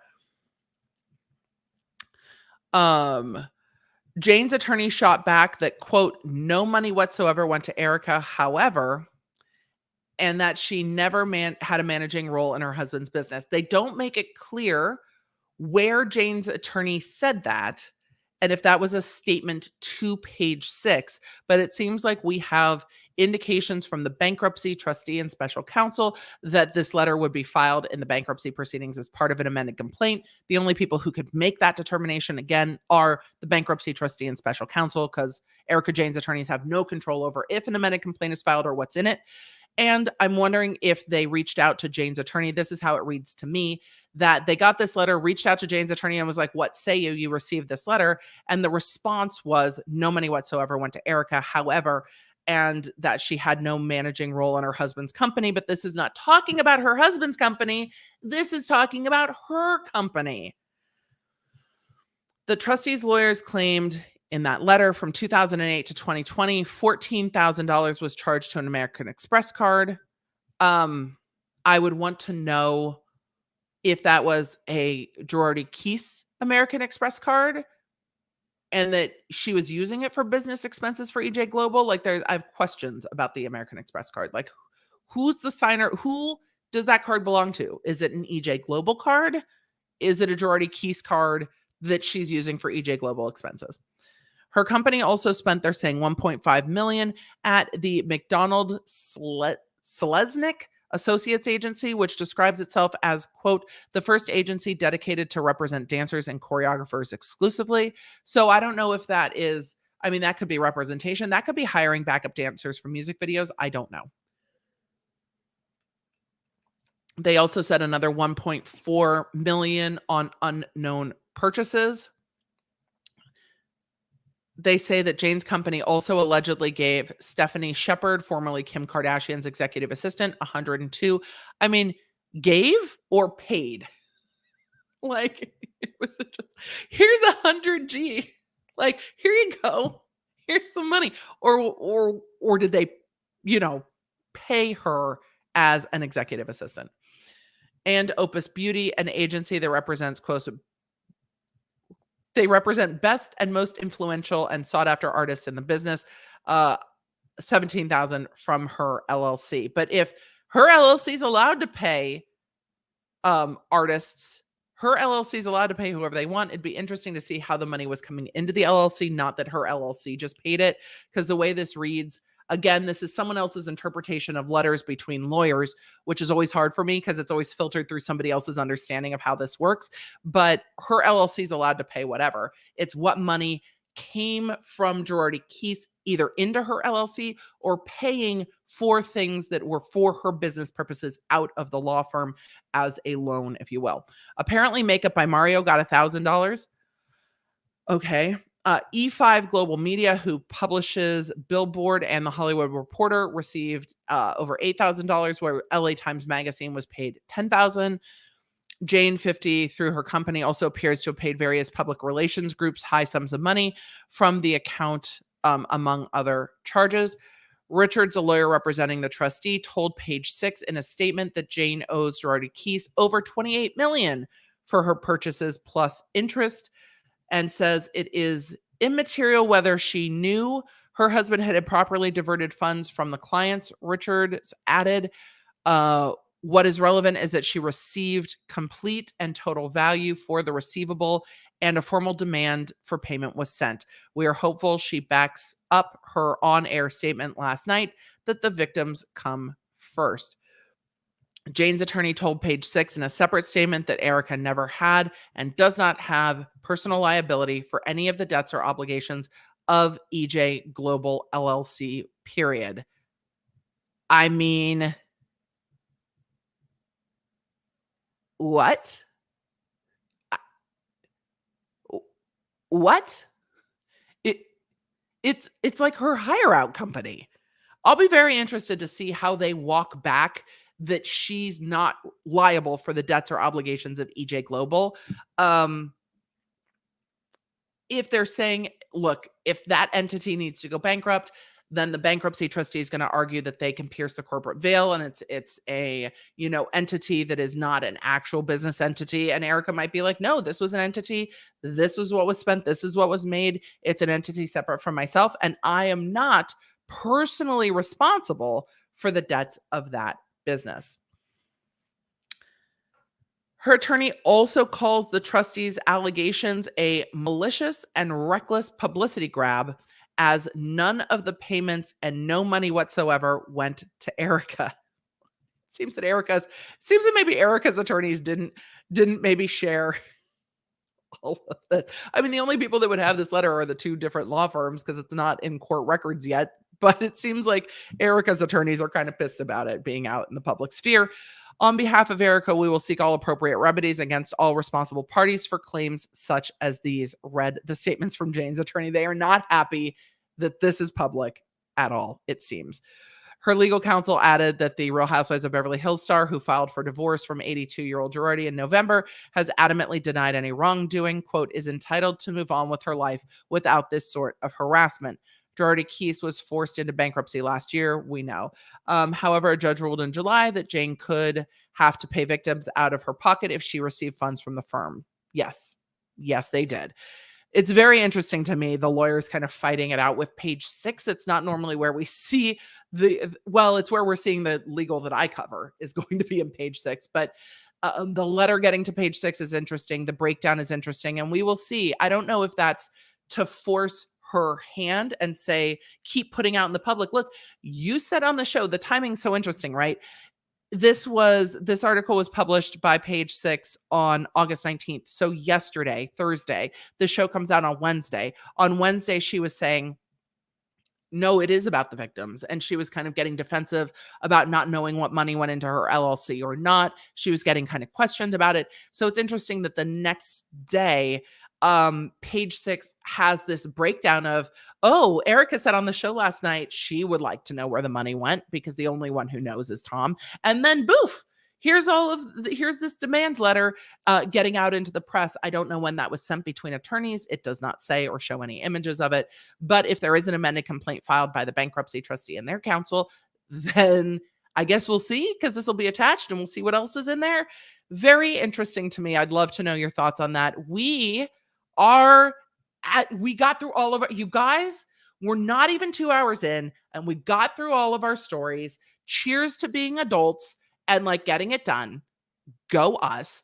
It's time to get to questions. I have questions. You have questions. We have time for questions. I'm going to get to our super chats first. Thank you for your support of me and the channel. I'm going to remind you all to do the YouTube-y things, the likey, subscribe-y things. We are pushing very close to 150,000 subscribers. We're at 149. I have some very exciting stuff planned for 150. So I'm very excited to get there. Heidi said, I'd be going all where are my dragons mad if anyone took my kitty. Yeah. Yes. I would be Khaleesi level mad if somebody did not return my pets to me. Yes. J Jersey Girl, thank you for the super chat, said Jamie and Lynn Spears have many failed businesses. Britney and the conservatorship have been their biggest money-making venture. I would not be surprised by that at all. Mystic Mouse said Britney is being terrorized. It absolutely feels that way to me. Susan said, shouldn't Jody Montgomery be able to fire and hire household staff? Steal my dog, and you'll get a lot more than a phone slapped out of your hand. Jody doesn't have control of the money. So if she fired staff and then James didn't approve somebody new, it would be a problem. He has to approve all the expenditures. So it would be complex. They would have to work together to get that done. Bo said, even if the animal is sick, there is a designated animal care individual on staff. How is that at all Britney's fault? This is a very excellent point. It says that she has somebody to help care for the animals on staff.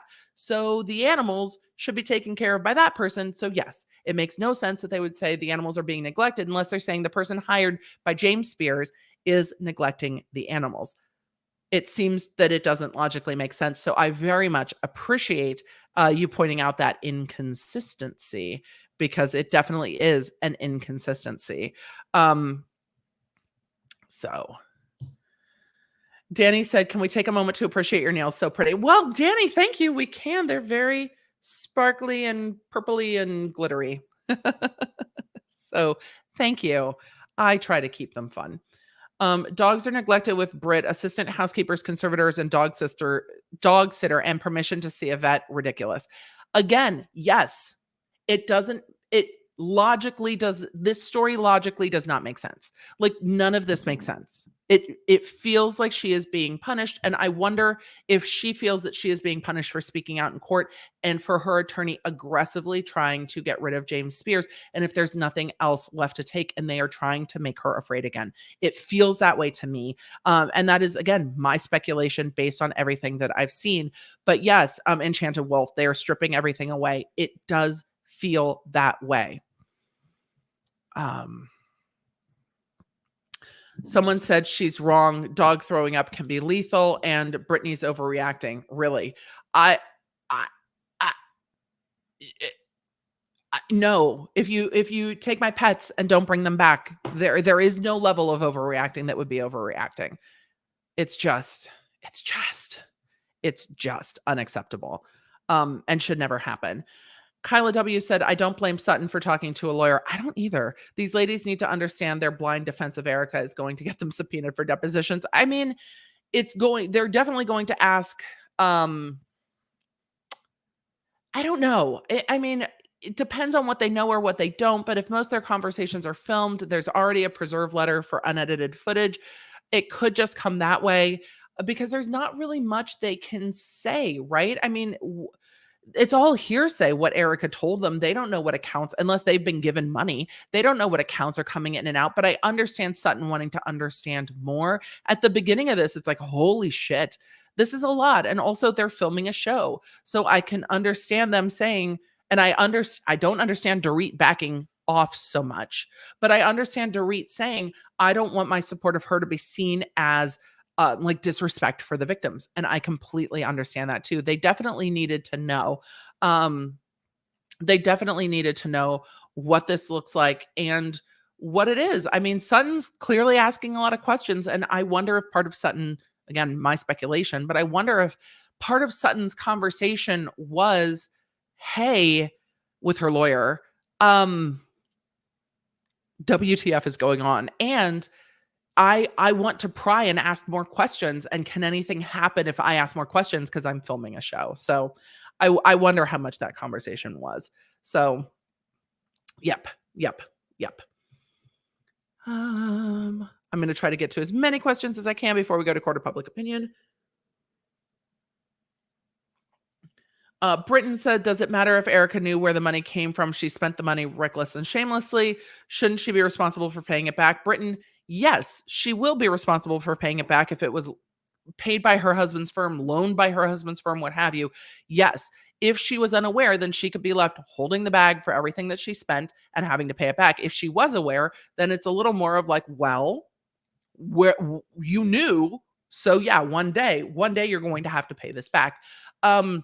This came up and I don't remember where I had this conversation because I have a lot of conversations on the internet, but with a lot of the victims of Tom Girardi that have come forward, like the Rui Gomez family and others, they have said, oh, Tom said, I'll invest the money for you. So let me, like, yes, you're entitled to your settlement. Don't take it. Let me invest it, and kind of charmed people into, I have this lifestyle. I'm very wealthy. I know how to manage money, and I don't want you to be like a lottery winner that loses your money. So let me invest it for you.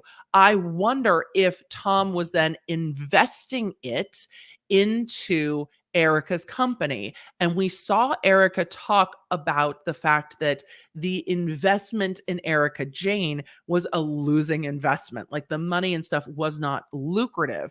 It raised her status, but it was not profitable. It was throwing money into a passion project, which if it's your money and you have money that you could burn, fine.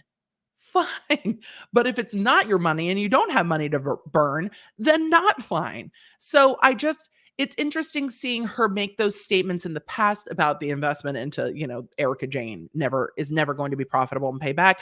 And to know that Tom was telling people, I will invest your money. Well, if he invests it and loses it, has he told the victims that he's taking their money out of client trust and investing it? And it's just so messy.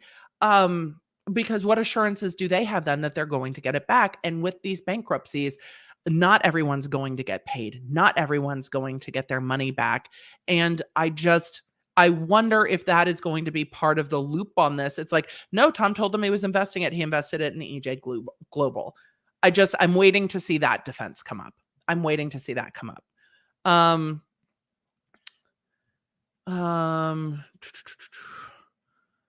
So according to Zach Peter, it was 14 million over 12 years. I mean, I wouldn't be surprised to find that out. Zach does great in-depth research into stuff, so he absolutely finds it. Kathleen said lots of us spend more than $14K on our American Express. I mean, if it was $14K on her own business on the American Express, I'm just pulling this back up to make sure I didn't read it wrong. No, it is 14 million. I did read it wrong. See, this is what happens when you're your friendly neighborhood commentator is also actually dyslexic. No, it totally says 14 million. My bad. I translated the numbers into my brain. This is why I pull stuff up so you guys can see it as I'm talking about it. From 2008 to 2020, 14,259,012. Thank you all for bringing that up. Yeah, that's a lot. That's a lot of a different number. That's a lot of it. That's a lot of a different number. So, that's a lot. That's a lot different. So let's see. Erika's glam squad going to start getting makeup at the dollar store. I mean, I don't know how she's going to pay her glam squad. I'm sure they are having that conversation internally, though even if she has to pay this back, she's also still entitled to the money that she earns from Housewives, and you can't undo it. And you can't undo the money that she's making now and be like, well, if she hadn't had this profile, she wouldn't have gotten on Housewives. The place on Housewives makes a lot of sense if she's going to have to pay restitution, if she is found to be responsible for this. And if you guys are interested, we can talk down the road about this statement that she's not personally responsible for her company. There are ways that she could be personally responsible for her company and ways that you cannot be. And we will see. But even if she's not personally responsibility for her company, her company is going to be responsible to pay these debts back. And her company is her. What else is there of EJ Global but her? So it'll be interesting to see it. It might just be splitting hairs because at the end of the day, she might not be able to discharge some of this if it's determined to be fraud. If it's not determined to be fraud, then it might be easier to discharge in bankruptcy. Her company goes bankrupt. She doesn't have a home. She can sell her clothes, but her company goes bankrupt, and then it's kind of over. Tia said, did you see Up and Adam yesterday? Richard was on giving Adam juice. I did not. But with Erika's lawyers already making such a fuss, stuff that is going to come up in court that could be evidence in court, coming up on YouTube is probably not ideal for me. So we will see. I mean, Up and Adam already got mentioned in Erika's lawyer suits, and you guys know I love Adam. I love his channel. It's not his. He gets to interview whoever he wants. The people he's interviewing have to make the decisions about what that might be presented in court gets presented into the public forum before it gets presented into court. So, yep. Question, what are we doing? Call me Al. Hello. What are we doing for 150K? We definitely have some giveaways planned. I am hoping to be in Vegas for a new tattoo, and the hair needs to be re-dyed, but that's not happening till September. So we've definitely got stuff. I also owe y'all a video over on the ASMR channel for sure. Thank you for the super sticker. I appreciate it. Question, if Tom and Erika don't have the full amount owed to the victims, can they garner any future wages? Not Tom, but Erika. Lillian, it's such a great question.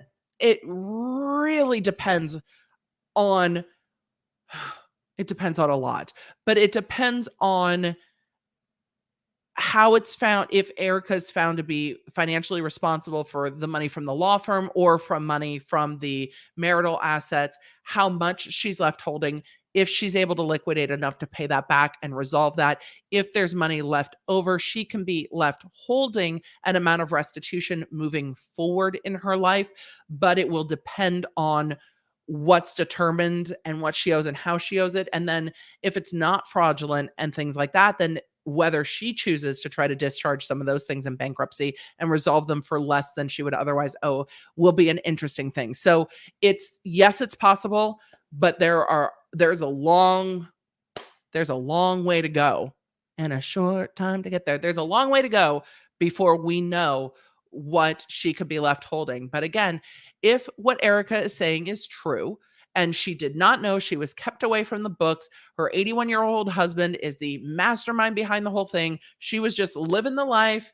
And, he makes these billion-dollar settlements on these massive cases, and the money should spend, and the credit cards, there's never an issue. It swipes, it's good.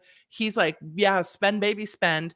And she really didn't know. she could still be left holding the crater of debt that is coming out from this, which is quite a lot. The behavior on social media and the lack of empathy towards those who have substantially less than she does, who were supposed to be given their settlements that they are entitled to because they won settlements.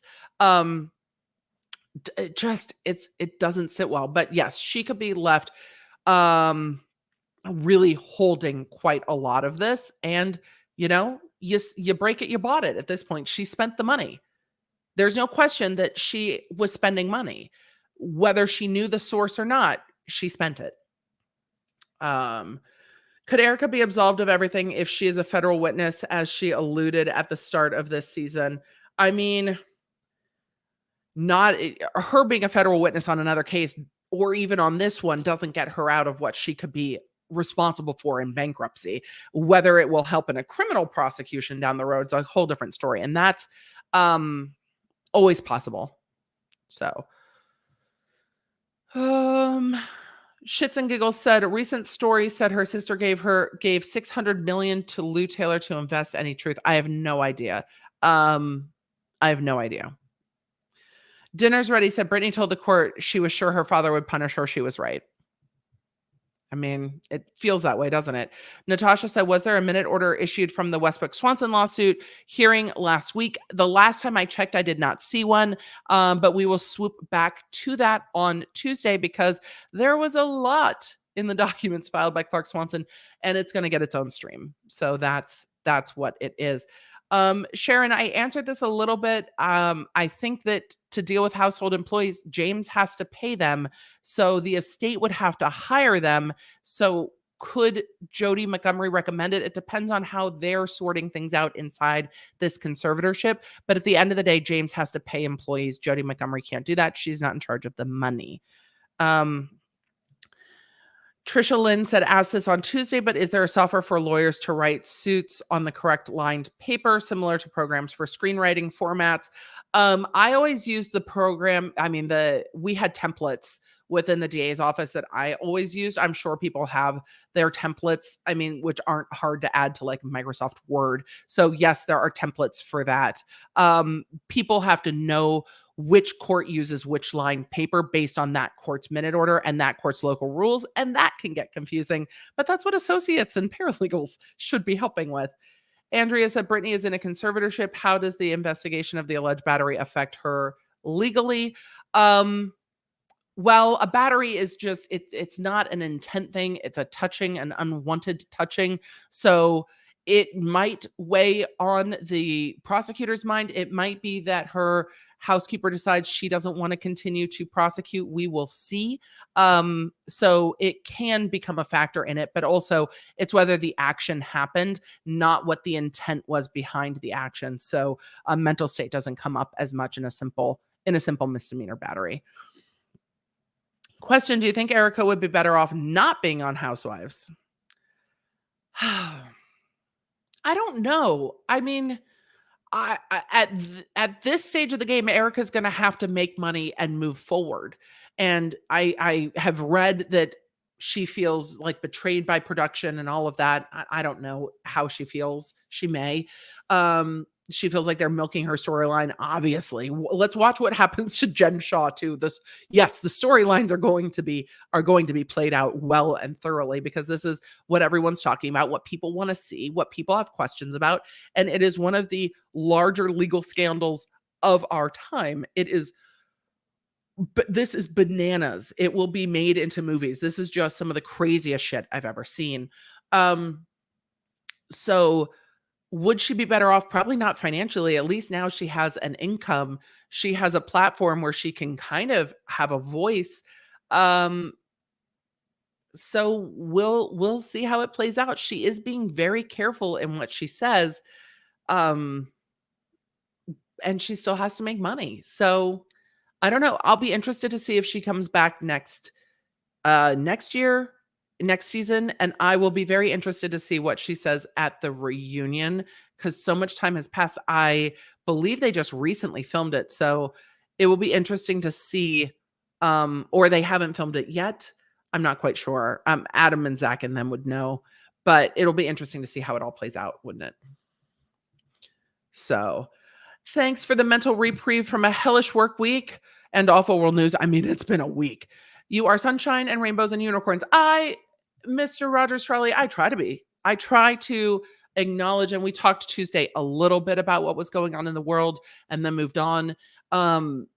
Some of it is not legally related at all, but we do a lot of pop culture here because we're fascinated and it's a little bit of escapism. And there's plenty of coverage of kind of the harder hitting news items to find, but also we all need a break. I'm exhausted this week. Like everything feels heavy. Everything feels like a lot. Like the uncertainty with the panorama feels like a lot. The vitriol that people are coming at all of the things with feels like a lot. So if you have seen me a little bit less on social, then it's because sometimes I just need like it when I need a minute, I just take a step back. But it's been a lot this week. And it's okay to be like, this is a lot. And we've been in it for so long. Like we have been in this for so long. Like there is just a natural fatigue to everything. And so it's okay to be fatigued.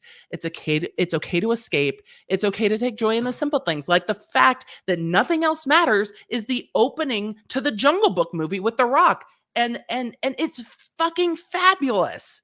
It's the instrumental Spanish guitar, Nothing Else Matters is so good. It's so good. It was almost our wedding song, but way too long for a wedding song. So it's our like secrety unofficial wedding song because Nothing Else Matters is one of our favorites.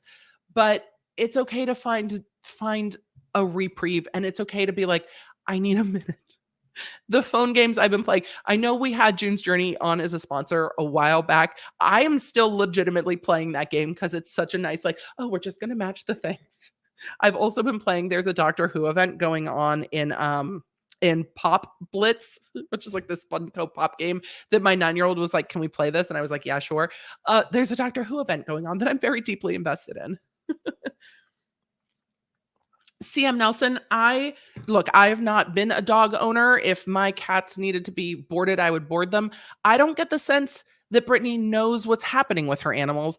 And I imagine that if somebody was like, no, the dog's being boarded at the vet and we'll be back around this day, that this wouldn't seem to be such a big deal. It's the unknowing of the thing that seems to be the problem.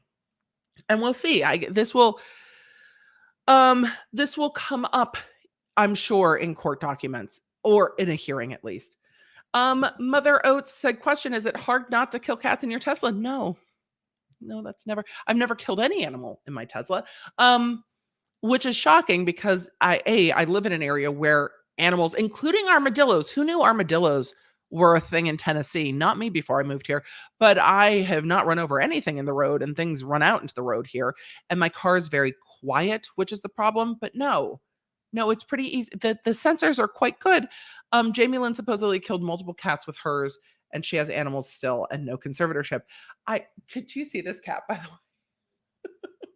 This cat is the happiest. His leg is actually hanging off the chair back there. But no, the Tesla is quiet. But I, as a driver of a quiet car, have to be mindful that especially other humans cannot hear me. Like the highest risk is like the grocery store parking lot when people aren't paying attention and you're starting to back out and they can't see you. But I have really good sensors. So I stop and sometimes beep and I'm like, I'm moving. Because if you're not paying attention, you cannot hear the Tesla. So yeah, anyway. Question, thoughts on the housewives speculation that Erika has been instructed on what to say by Tom's lawyers. Thoughts on Erika's new apartment being owned by a lawyer in Tom's firm. I had no idea that I thought she was in a house, not an apartment, but I have no information about that. That would be it would be an ex-lawyer in Tom's firm because there are no lawyers left in Girardi Keese. So that would be very interesting. And if she's being instructed what to say, I'm sure it will all come out. It's very interesting how the things she's saying we have never heard before, but then again, you never know what goes on behind closed doors. So I am trying to take it all in and say I have questions because I do have questions. And I'm just waiting to watch everything play out. I think it's healthy and okay to have questions. I think it's okay to question the stories, especially when you get, the LA Times reporters going, no, we've looked into this. And again, Kate Casey's podcast has that. And I will share that on Twitter. We looked into this car accident and there were no reports. But I took the car accident story. It sounded to me as if he parked weird with the car and got out of the car and fell down an incline of some, but there are definitely things that don't add up. So, yep. Question: if Team Con controls Britney's IG, keeps posting questionable IG posts, can that be used against her even if not true?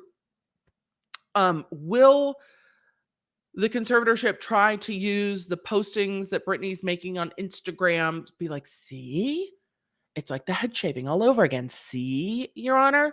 I don't know, because if they're clearly in control of it, her attorney should be able to say she's not posting it. This is a smear campaign. So I think that could backfire if they are the ones posting it. And again, let her do what she wants. If she wants to show her abs and her boobs on the gram with the nips covered, look. Few of us look so good at 40. Do you, Britney? It doesn't, just because a woman wants to be topless doesn't mean she's fucking crazy. Isn't it about time we shine the bat light in the sky for Brit? I mean, God, we need the Elle Woods light. Save us, Elle Woods. Save us. Save us. Sarah May, thank you for the question. Do you think Bam Margera's case will go anywhere? If you guys listen to the Emily show this week, in the one I talk about Scarlett Johansson and Bam's lawsuits, I called it Suing Hollywood on the audio episode because it's very interesting. Bam's case, I think, is really interesting. I think some of the points aren't well taken because they argue against themselves. I don't think he was an employee because he was hired through his hire out company, but I do think there's some unconscionability issues with regard to the contract. So I think there are some better breach of contract claims there, saying that he was forced to sign this thing under duress, and then they fired him for their allegations in the lawsuit is they fired Bam for failing drug tests because he was on Adderall, which, if true, is bullshit and is probably a breach of contract. But the contract was signed under duress, so they probably can't fire him for that. But how do they reinstate him? So I think a breach of contract is the strongest on that, and we will see. If he was not an employee, then I think the intellectual property arguments are also strong depending on what the underlying contract says. So yes, I think we'll see it play out a bit. I do. Question related to your latest podcast. Has Disney responded to ScarJo yet? Very curious to hear what they have to say. Only the press release. They definitely have some time to respond to the lawsuit. And I was just looking at, there was another complaint I was just looking at where somebody got an extended amount of time to respond. I forget which one it was, but I was just pulling up today. I pulled up a whole bunch of stuff and made notes. And so my brain's like, what? But somebody just got an extended amount of time to file their answer. And I was like, no, I wanted this answer, but it's not coming just yet. So I will keep you guys posted on stuff like that. I should have just tweeted it out when I looked at it. So question, isn't it telling how 5 Mean Girls had a reunion at the Christmas party to gang up on Sutton and Garcelle? And can the cast be deposed, or will the tapes be taken from Bravo be enough? It depends on what they know. I don't know how with regard to Girardi Keese, I don't know what information they could possibly have that it would all have been told to them by Erika, and that would come from Erika. Of course, that can always change if more information comes to light, but I think the unedited footage may be enough. Now, when it comes to the other side with regards to what Erika owns, could it be like, did you see Erika wearing this? Did she say it was a gift or not? Maybe. I don't know if we'll get that far, but it's not that they're going to be in any trouble. They may just have information that's need to be brought forward. They, from everything that we can see, haven't done anything wrong. Now, if they were like, oh no, yeah, she invested like $3 million for me, that may come up if that is a fact, but the cast would know if that was a fact or not. Kit Kat K said, love you and the mods. I know, aren't the mods great? It's time for our mod love. Give the mods some love because we're at just about 2 hours and we're going to have to get to court of public opinion. I think the gloves are off in the Britney case. Oh, yes. Oh, I agree. Genuinely concerned for her. Yes. I talked about this with Rosengart's filing, saying, and even with James's response, like, this isn't over yet. Like, the PR war of all of this is just starting. But isn't it gross? Like, first of all, Rosengart is not fighting the PR war in the press the same way, but definitely put in strong statements in the lawsuits. I thought it was appropriate. I was like, yeah, you have to answer some of these questions too, but definitely called out James Spears, and James Spears is fighting back. The problem is when everyone's fighting, Britney's the one who's impacted. And at this point, she is in the place where all she can do is put her gloves on and fight. And that is really it. She has to put the gloves on and fight. Twisted Puppet said Aphrodite predicted over a month ago that Dad Spears' camp would start a PR campaign against Britney. Well, Aphrodite is generally right on. Ellie said, what do you think of Lisa Rinna being crazy supportive of Erika when she's always so critical of others' transgressions? I mean, I think Lisa Rinna is aware of her own hypocrisy and has called it out. And that's all we can ask. I mean, she gets to choose how she behaves. It's interesting to me that she was so hard on Denise about something that really wasn't as big of a deal as this.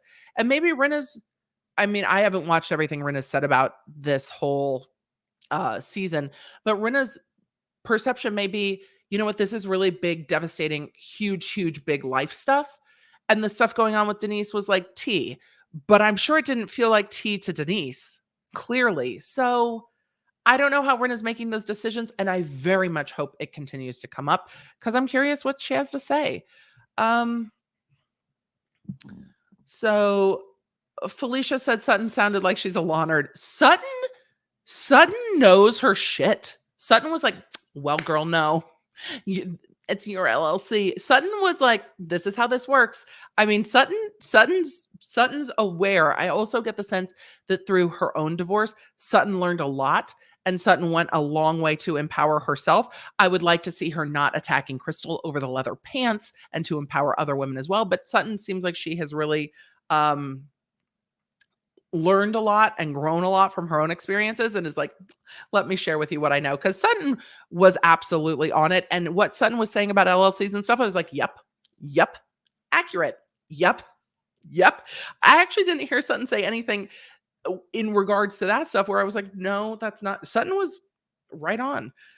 Question, didn't Erika basically just admit to the money she received because she basically said, no, she had no idea that the money was stolen. She did not say that she earned all the money she's ever spent.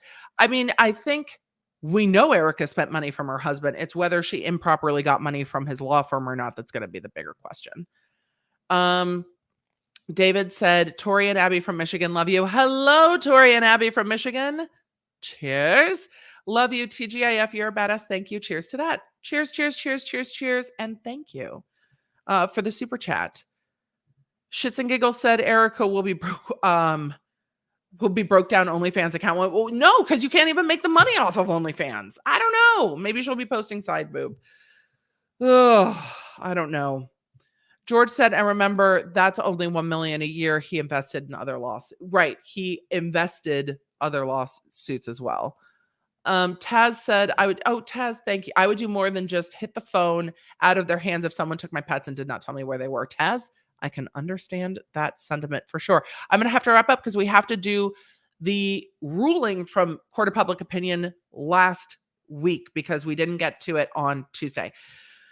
Tia said, have they traced if the money thing was happening in Tom's first and second marriage? And if so, can they go after his ex for the money that he was paying them? They haven't been going after the spousal support because it doesn't seem that was being paid out of the law firm. And that was money he was obligated to pay out of his own personal funds and his own estate. And that's not marital property. So it can't really be clawed back. So I don't know how they would get at that money unless they found money improperly going from the law firm to them, because money that was spousal support would not be improper and they wouldn't be able to claw it back. Um, KH, you're amazing. Great channel. Thank you. Very much appreciate it. And we'll always take the compliments. George said if he paid her American Express, all charges can be traced through forensic accounting. Yes, Tom was chasing other bigger lawsuits, which is where he got into trouble. I mean, he definitely got into trouble. He definitely got into trouble, didn't he? Whew. Ashley Vincent, catnip fan. I have to say it again.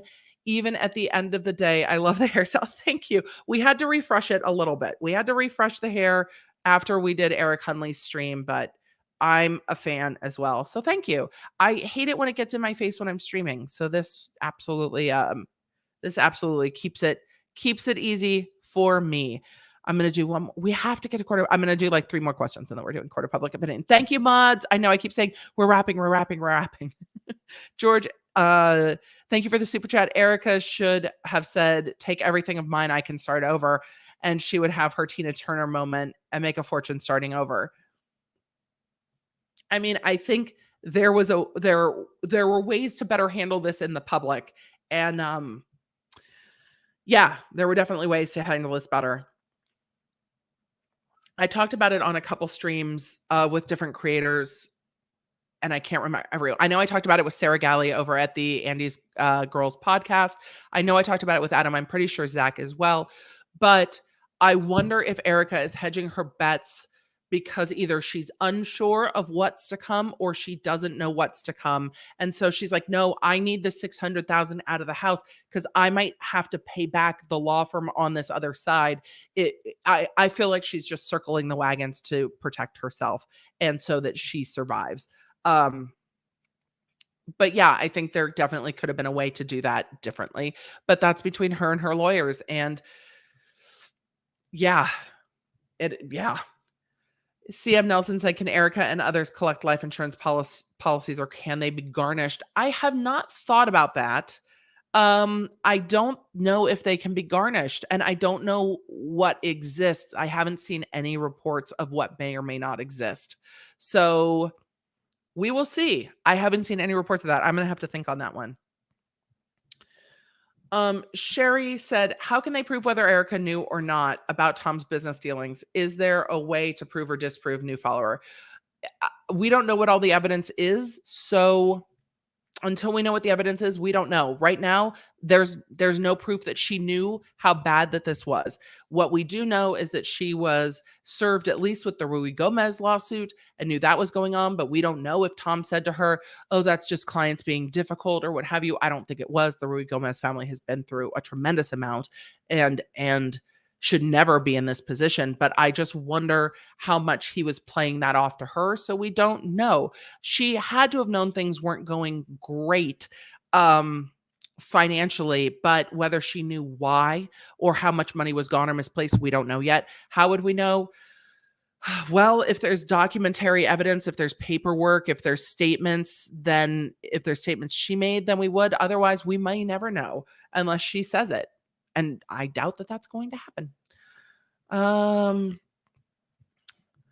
Oh, thank you, Thrifting My Best Life. Shameless plug for your TED Talk. You are amazing. Thank you. I very much enjoyed doing my TED Talk. It is something that I'm very proud of.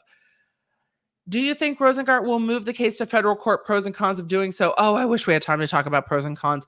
I don't know if he will remove it to federal court. It has been tried before. It did not succeed.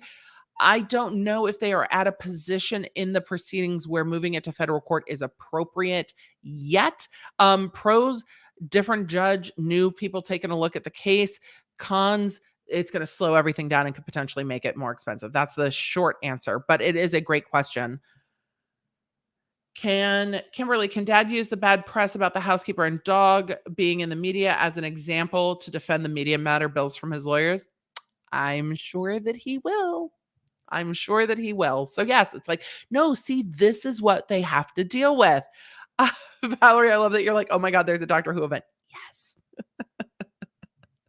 Oh my God, I've been playing too. I love this game, right? So much fun.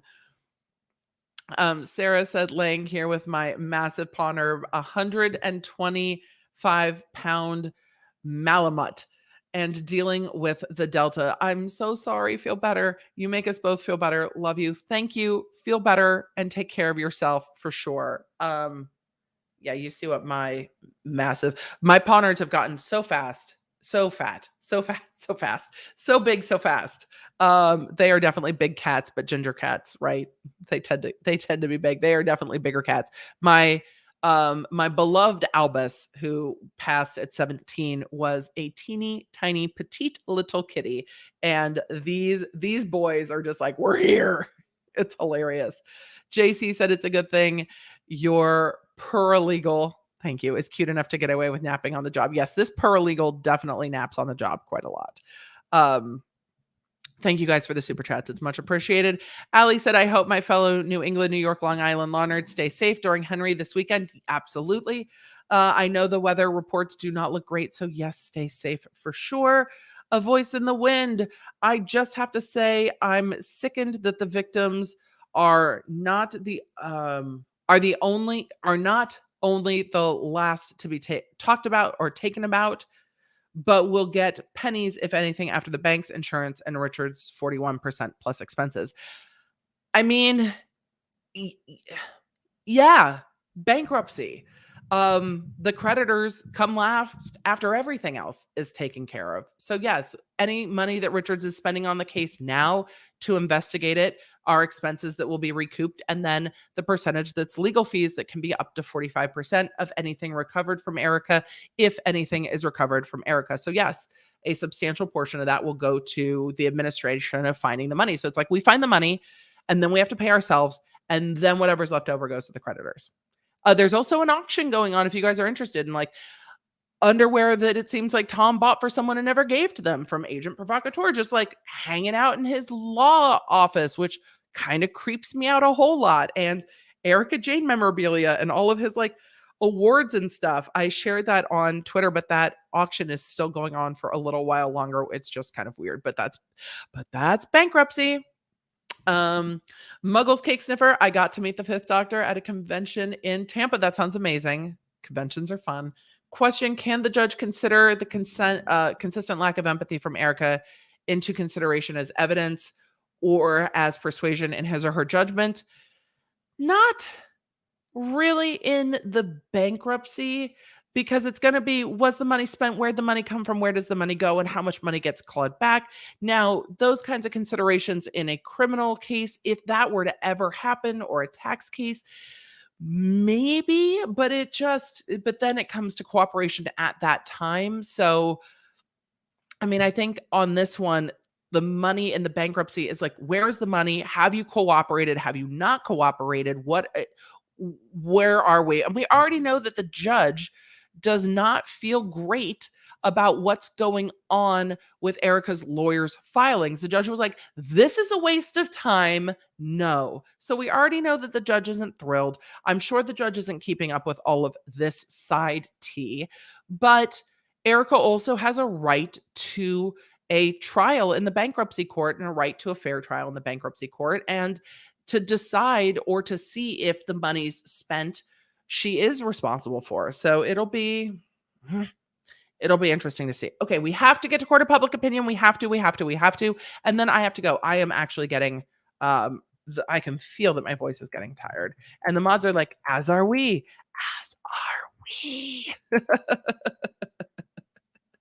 Let me pull up both the Twitter and the community tab so that we can go over the polls, the receipts from the court of public opinion.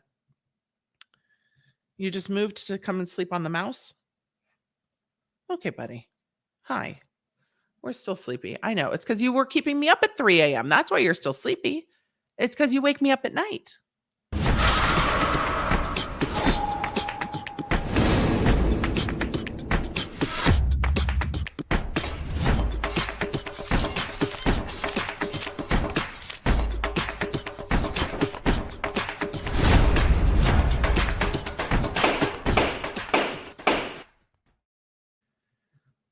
All right. The first court, we had a two-part court of public opinion. So we're not doing a new one tonight. This is just the ruling from last week because we had a two-part question. So the first part of it was, the celebrities were sounding off about showering. So when do you shower and how frequently? We've talked about showering in the morning versus bathing at night, showering at night, not going to bed in you know, ick from the day. We've talked about whether this is a regional thing, like where you live in the West that's going through a pretty bad drought. You might not be showering multiple times a day or even daily, but when you live somewhere that's more humid, you might be showering more. So, daily, barely one versus a few times a week, which is the camp that I fall into. And then when I'm smelly or dirty or multiple times a day, though there are times in the summer where more than once a day has absolutely happened. Never wash my hair more than once a day. So, um, some were saying I have Danielle said I have incredibly dry and sensitive skin. So my dermatologist told me not to shower every day. So unless I work out or get sweaty, I usually shower every other day. Dion said, I live in Indonesia. It's hot and humid almost all year long. And if you're not showering at least once a day, you'll definitely stink like a skunk.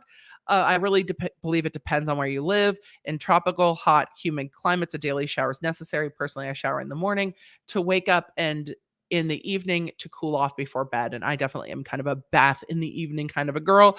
So it really just depends. This was a regional difference. We're going to go over to the Twitters real quick because I tweeted a lot after I asked this. I should have pinned it, but I did not. My friend was in a commercial. Yay, John. And in this one too, 49% for daily, 41% for a few times a week, 4% when I'm dirty or smelly, and 4.9 more than one time a day. So it seems, as generally does, seems consistent. There were almost 2,000 votes on Twitter and over almost 20,000 votes on YouTube. Y'all smashed that on YouTube. So this is definitely the larger sampling. The next question was about the soaping. We had very, very strong opinions about the soaping, and I get it. It was like, well, then, okay, but how much, because this was part of the celebrities being like, oh, yeah, I don't shower that much, and oh, we only soap off like the dirty beds. So then it's like, okay, well, how often are you showering and how much are you soaping? Now, this one I only left up for 5 hours, so we might touch back in with it on Tuesday. And on the YouTubes, over 3,000 votes. Did I forget the part 3 on this one? I might have. There was a third part, I think, on Twitter. That might be my bad. How much do you soap? Just soap the bits and pits, face and body. And I thought I had one that said everything, but I might not have. So we'll go to that might have been totally my bad. Let's go to the one on Twitter and see, because I thought I did 3. Sometimes, y'all, sometimes we're professionals here. Soap all of it is definitely winning on Twitter. Just soap the bits and pits at 10% and face and body, not arms and legs, at 6%. People were like, wait a second, you do what now? With over 1,000 votes, soap it all seems to be winning. And it looks like I really forgot one of the options. I'm going to have to put up a new poll. I'm going to have to put up a new poll on the YouTube, whether you soap it all, just the bits and pits, or face and body. And I think all of you were like, everything. Why everything? We soap everything. And some of you were like, no, we do not soap everything. So Frankie said, I live in the country and I ride a lot, so soap it all. Well, yes, if you're riding, you definitely have to soap it all. Again, it's pretty interesting saying, you soap everything or not soap everything. Harmony said, as a 15+ hour a week dancer, soap everything. And for people who are like, no, I'm not that stinky. We're not soaping arms and legs all the time. I get it. Trunk only. Fred's like, yeah, I'm showing you. I clean my feet. So those were the questions. It seems that soap everything is definitely winning, though this topic was very, very interesting. So it was an interesting topic. So there we go. The showering habits and where we live. Oh, somebody was saying, no, I see all 3 options. Okay, well, I don't know why on my end it's not showing. So I will go back. Oh, now I see them. Thank you, Nali. I appreciate that because it was not showing it to me. Now it is. Soap it all, everything, all of it at 82%. Oh, good. Oh, good. I did. We have a mistrial in the court of public opinion. I mean, almost. Ashley Wildflower said, as a woman who likes to smell nice for her patients, I wash it all. Yes, absolutely. Oh, Fred is just like, hey, can you hold me? Yes, baby. Yes, we can. Y'all, that was the court of public opinion. It seems to soaping all the things seems to be the boats.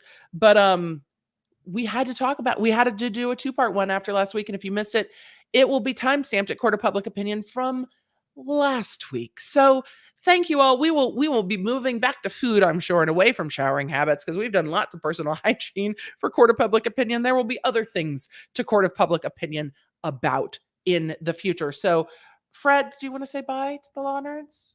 Do you want to say bye? Are you going to just purr at the microphone? There we go. All right. I think that's some Fred love. There we go. Some Fred love. Thank you, Fred, for saying goodbye to the law nerds. Thank you all for being law nerds. Thank you for being here. We have Coffee and Cursey Words live on Tuesday. We have announcements coming in the community tab for those of you that are members. We have stuff about the upcoming members only Zoom call and the upcoming move of some of the membership benefits over to the Law Nerd community on Patreon. So there is lots to come. So stay tuned. Make sure you have subscribed, hit the bell. If you're in North America, join the text crew so that you can always be kept in the loop where I'm going to be, because it's another busy week, and I will see you all soon. Thank you. Thank you. Thank you. Cheers. Stay well, be well, take care of yourselves. May your Wi-Fi be strong. May your toilet paper be plentiful. May your family be well, and may the odds be ever in your favor. I will talk to you soon, Law Nerds. Connect with me everywhere. I'm at the Emily D. Baker. If you guys want to join the text, just text Emily.com. If you want to join the channel, lawnerdsunite.com. Happy to have you. Support what we do here on the YouTube.